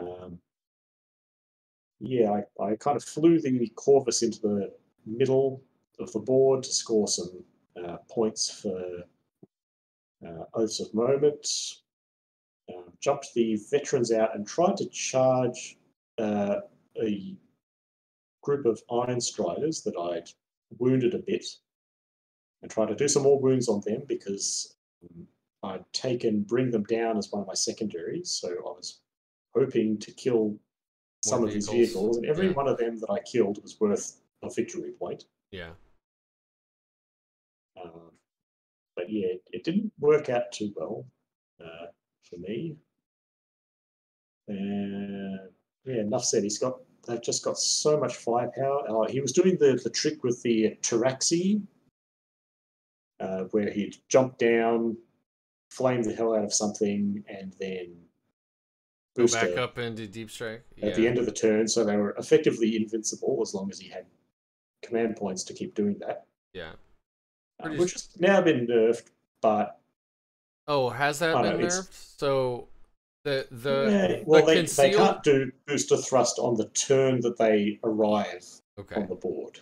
And it did specifically call that out because people were saying, because concealed positions, the Space Marine thing, or guerrilla tactics, the Space Marine thing got nerfed, that they expected that booster one to also get nerfed, but I hadn't heard that it had been yet. That's good to know, because that came super annoying. It was. I mean, it's still better than what happened to concealed positions. Or because they can still come. They can still, you know. guerrilla tactics, right? Yeah, that's the one. Yeah, Yeah. guerrilla tactics. Where they come Yeah, back. guerrilla. Yeah, I mean it's still a bit better than that because they can still do stuff for a whole turn. You know, move, shoot, fight, and then just poof. Oof, back into Yep, nice and safe. Yeah, I think And guerrilla tactics states that there can be no enemy models within 6 inches to do that. So you can't charge and fight and then zip off on the next. yeah, yeah. So it's kind of my overused joke where I say that the AdMech, they don't really have anything original. They just they do everything that the other Imperium armies do. They just do it a bit better. They save all the best tech for themselves. Yeah, they've got the good las cannons. They've got they do. the good strategy, the good version of Space Marine stratagems. Well, we'll see when chapter approves. All the good things. So let's do your last match. It is almost 8:30 here, and that's when I gotta wind it down. Okay. All right. So my last match was against Nathan Rhodes. I've played him in other tournaments. He's a pretty decent player. He's had a pretty nasty Druhkari army. I honestly couldn't tell you how it was different than the third round Druhkari army I played. They all look pretty similar to me. Bunch of raiders, bunch of nasty stuff in the raiders. This one, the mission had, again, quite a twist. Well, so I'm looking at his list right now. The first thing is he brought a battalion. He didn't bring a bunch of patrols. And then he has Cult of the Cursed Blade. Only the strong will survive, which I don't know what that does. Yeah. And then there's Cabal of the Poison Tongue. It's all yeah. I don't even understand it. I don't know, they all come Very out looking pretty samey to me. They're different ways of doing the same things, I think. Okay. Yeah, I mean, he had some pretty nasty units of witches from memory, but yeah. But anyway, the real thing that governed how this game was played was the mission. For this mission, instead of a different secondary, it was a different primary mission objective. Okay. It was old school, 8th edition, as in, instead of holding objectives, your goal were to kill one enemy unit, kill 2 enemy units, kill more enemy units. Oh, so it was basically, what is it, grind them down or thin their ranks or something? I think it's grind them down. Yeah, it was like grind them down on steroids. Yeah, but now it's the primary. You score a lot more points. So, and I basically, because he's Druhkari, he has more than twice as many units as me. I also took grind them down as one of my secondaries. Good call. I was just gonna ask if you could actually double up, and of course you wait. Oh yeah. You can't take suffer not the Xenos to live and grind them down at the same time. I know. It was. They're both pretty good in that situation because, 1 victory point for every Druhkari unit, or what is it, 3 for killing more every round. It's just right. Verse grind them down. Yeah. They're both very good. It's either or. Yeah, they're both pretty good against Druhkari. Unless Druhkari starts running vastly different lists where they take small elite forces of, like maybe if they go heavy on Chronoses or grotesques. I don't know. Yeah, grotesques, other, big expensive units instead of lots of little cheap but nasty units like they currently do. Right.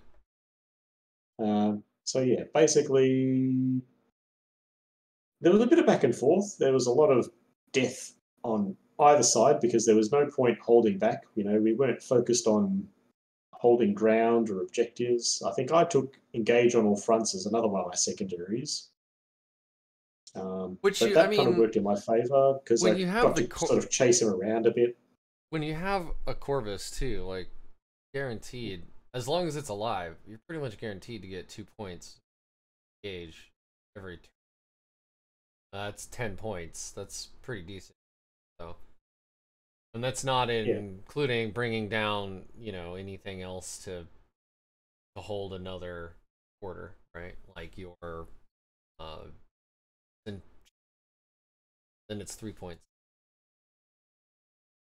Yeah, and for my third secondary, I took the Deathwatch one where you pick unit types. You alternate with your opponent picking unit types to Really? score victory points. Okay. Yeah, that one didn't really do me many favors. I think I managed to wipe out one of the picks I made, his fast attack units, because You only again, brought like the Hellions. other Druhkari unit, they're pretty suicidal.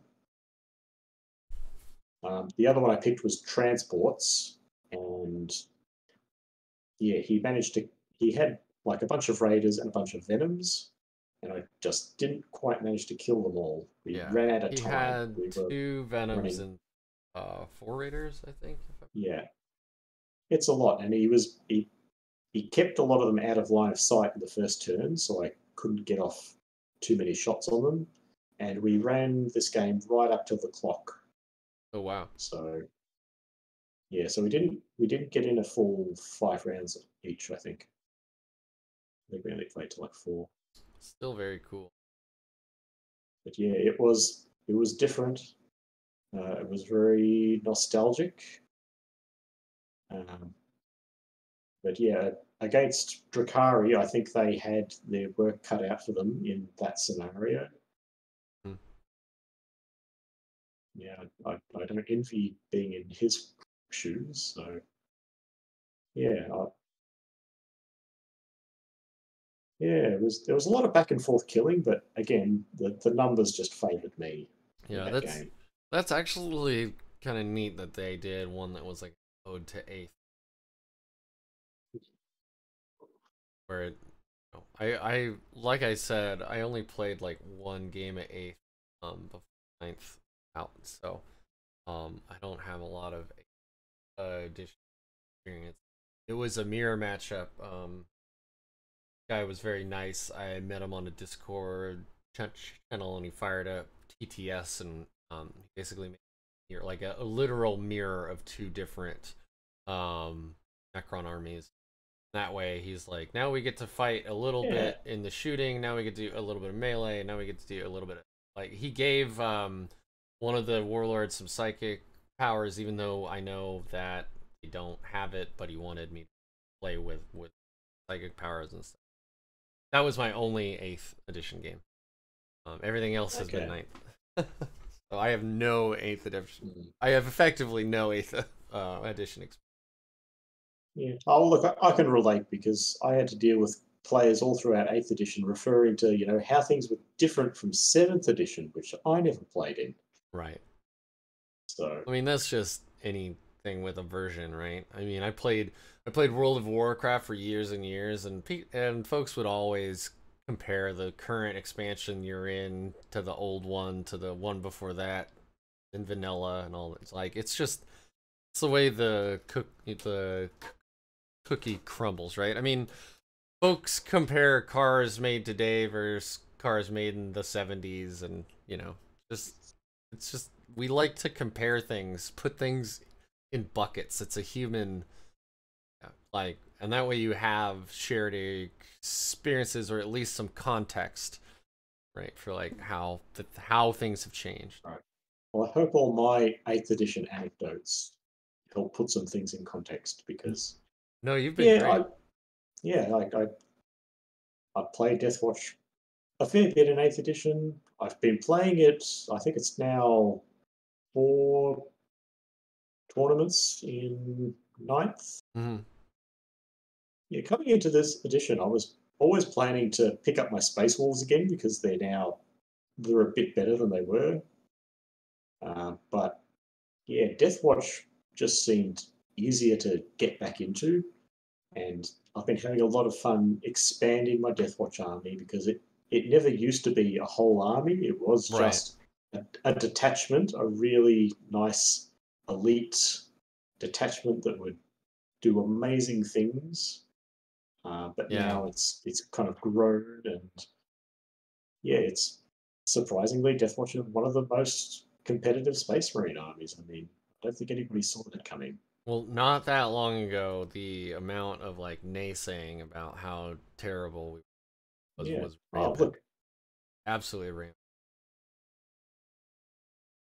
Yeah, I mean, I remember when the ninth edition Codex, the Deathwatch, first dropped, there was a lot of people like Goonhammer and stuff, and a lot of reviewers looking at it and saying, it's got such potential, I can see these crazy combos, but then, they just weren't placing in tournaments at all. Yeah. Well, And people were wondering, well, what was all this? It was just a bunch of hype, that they haven't actually so lived up to it. I have some I have some theories about that. So first of all, opening up almost the entire Space Marine Codex. Like now we can take Inceptors, and we can take Eradicators, and we can take, all the Infiltrators, and all these other things that we weren't able to take before. Means that there's now hobby lag. Right? So now, if you want to try out all these cool combos, you have to go buy those models, You paint got to them, buy all the stuff. models. Yeah. You got to paint the models. Yep. You got to get in time playing with the models. Yeah.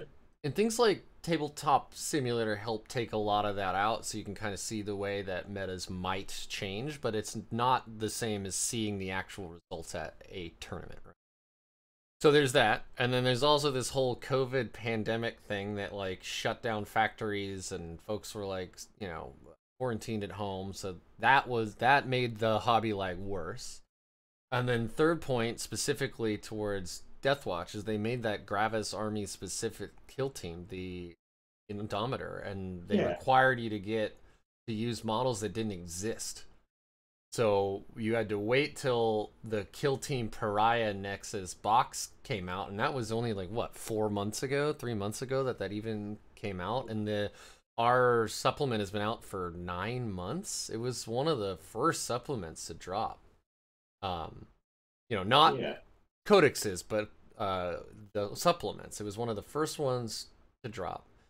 And so then I know a lot of people like bought Eradicators, and they kit bashed those to become heavy intercessors, and that's how some people got to play with them before the actual real heavy intercessor box came out. I heard people proxying aggressors and all sorts of things. Yeah, but it was like it wasn't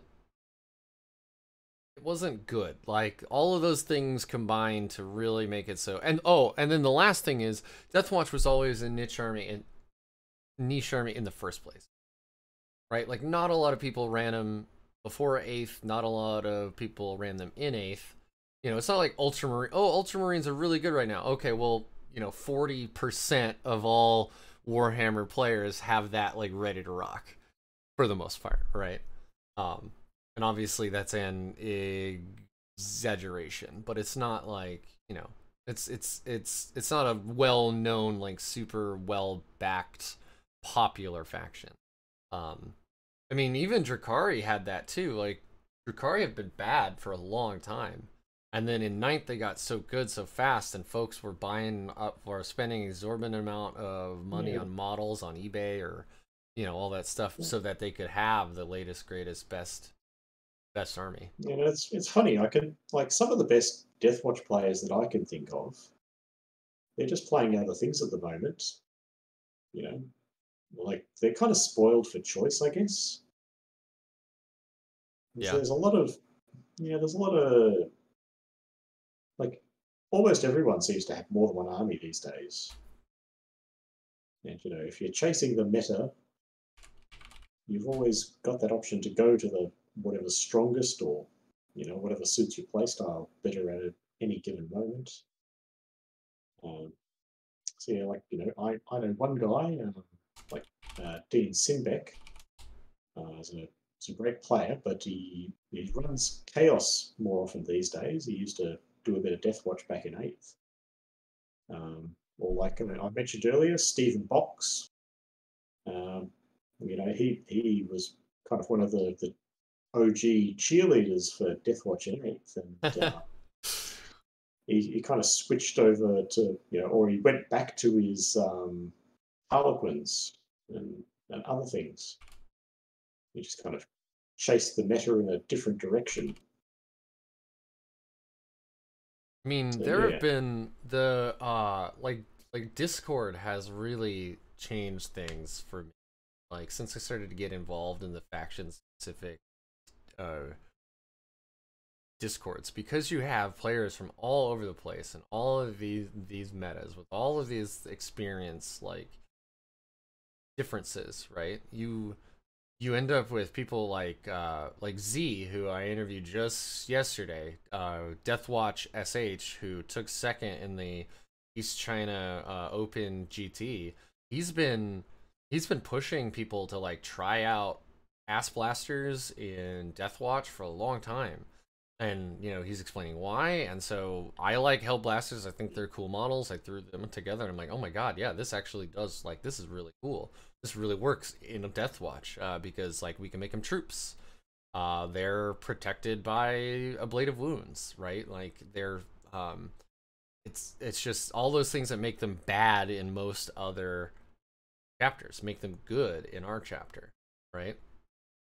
We can give them specialism. So if you really need to kill, 3 raiders in a turn, you make them Malleus, take heavy support, and you just blast 3 raiders every turn with just your Hellblasters, right? That's not your Redemptor's doing any work or anything else. So all of these people like having us try new things just by like, hey, try this out. Shotguns have been all the range now for 3-4 weeks, like maybe a little bit more than that, maybe like 6 weeks. But like before that, everybody's like, no, it's bad. Like 8-inch flamer profile, who cares? Strength 1, no AP, 1 damage, who cares? The strength 4, 2 damage shots, kind of nice, but why don't you just bring, bolt guns and use the +1 damage special issue ammo thing, right? But now folks are loving shotguns. I'm loving shotguns. Others on the Discord were now running them all the time, and it's like, yeah.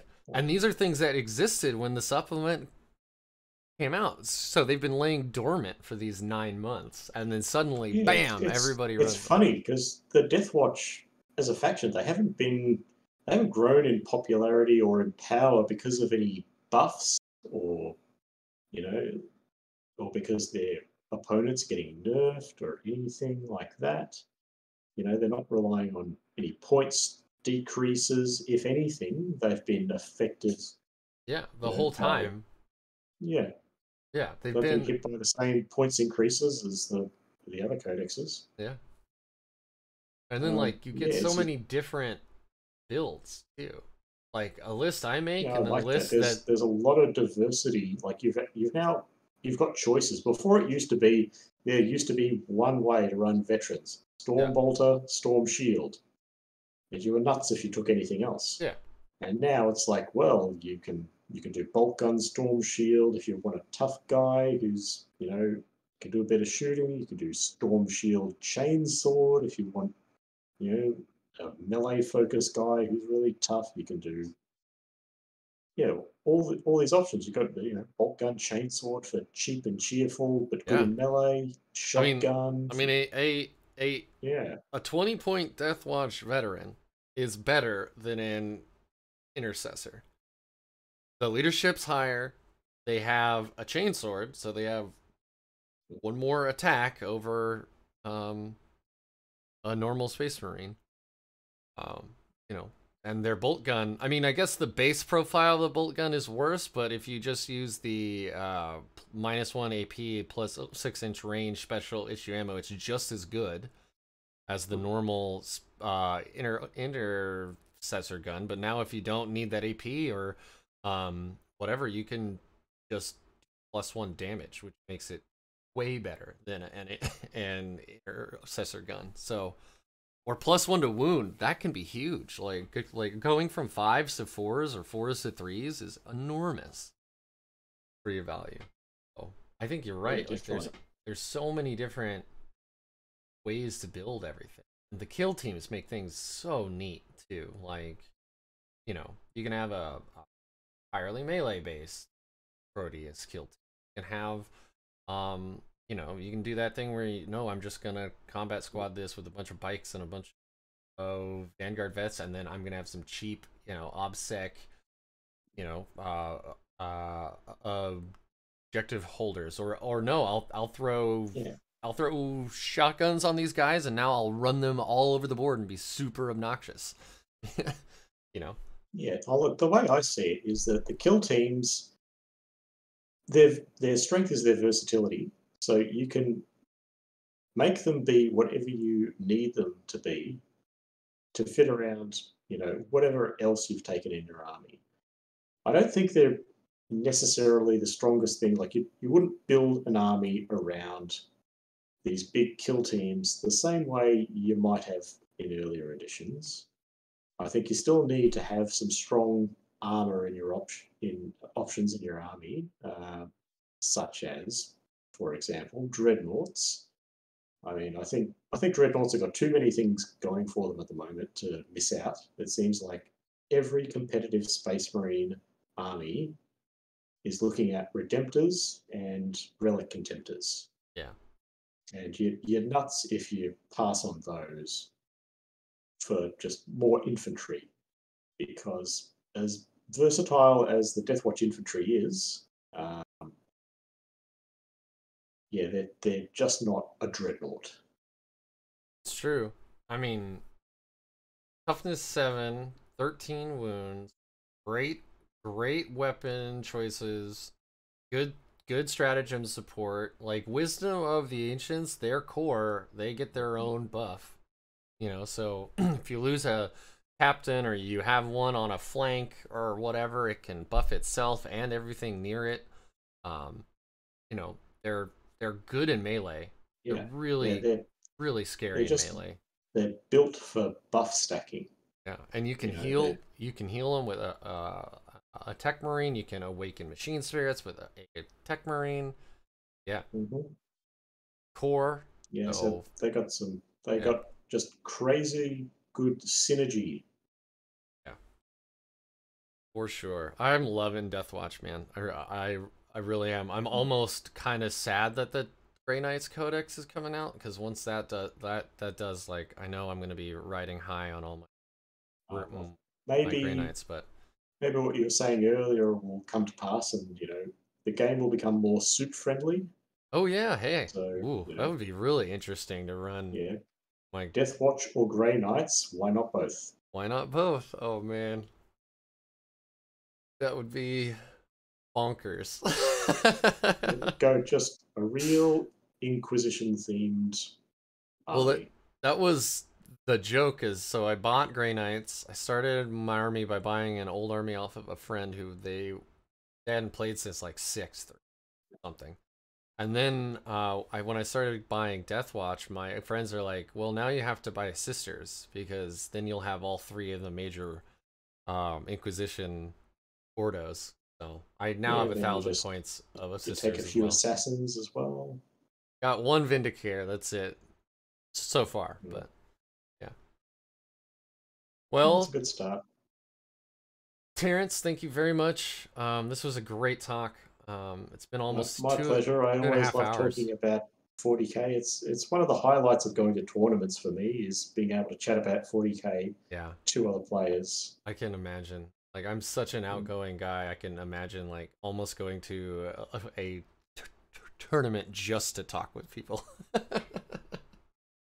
You know, so thanks for meeting me so late at night. I know that this is like pretty crazy time difference for the two of us. Yeah, so it's only 1:40 a.m. Only 1:40 a.m. So the bars are still open. Well, I don't know actually. How does that work in Australia? So in the United States, they can stay open as late as about 2 a.m. and that was pre-pandemic, obviously. How late do bars stay open there? I don't know. There's also the COVID situation Yeah, that's true. that, you know, so who knows these days. Okay, fair enough. Well, hey, thanks again. I'll probably be reaching out soon too. You know, I'm always watching tournament standings. I got a whole bunch of people in that Discord constantly throwing names and lists at me like, can you get this guy on or that guy on? And so, like Denise, I'm stoked to talk to you again in the future. And Okay, yeah, well, watch this space. I've got another tournament coming up in August. I'm looking forward to. It's only a little one. It's like a 20 player, but a little yeah, then there's RTT. yeah, something like that. But yeah, I'll be trying some new things in my army then, and looking at maybe some bigger tournaments towards the end of the year. So we'll see where we go. Very cool. I don't think I'll make Las Vegas Open this year because my summer is already too full. But maybe 2022 I'll be down. Because Las Vegas is like an 1.5-hour flight for me. So yeah, well, you can always catch the streams, and I'm sure you can find plenty of people happy to talk about their experiences. yeah, for sure. I'm stoked. So you can attend by proxy. Yes. You'll be like you were there. Not really. Close. 80% of the way. All right, man. Thanks again, but I gotta go. I gotta go to work now. So, and you gotta go to bed. Okay, yeah. Yep, I do. All right. Okay, thanks. It's been fun. Yep. Later. All right.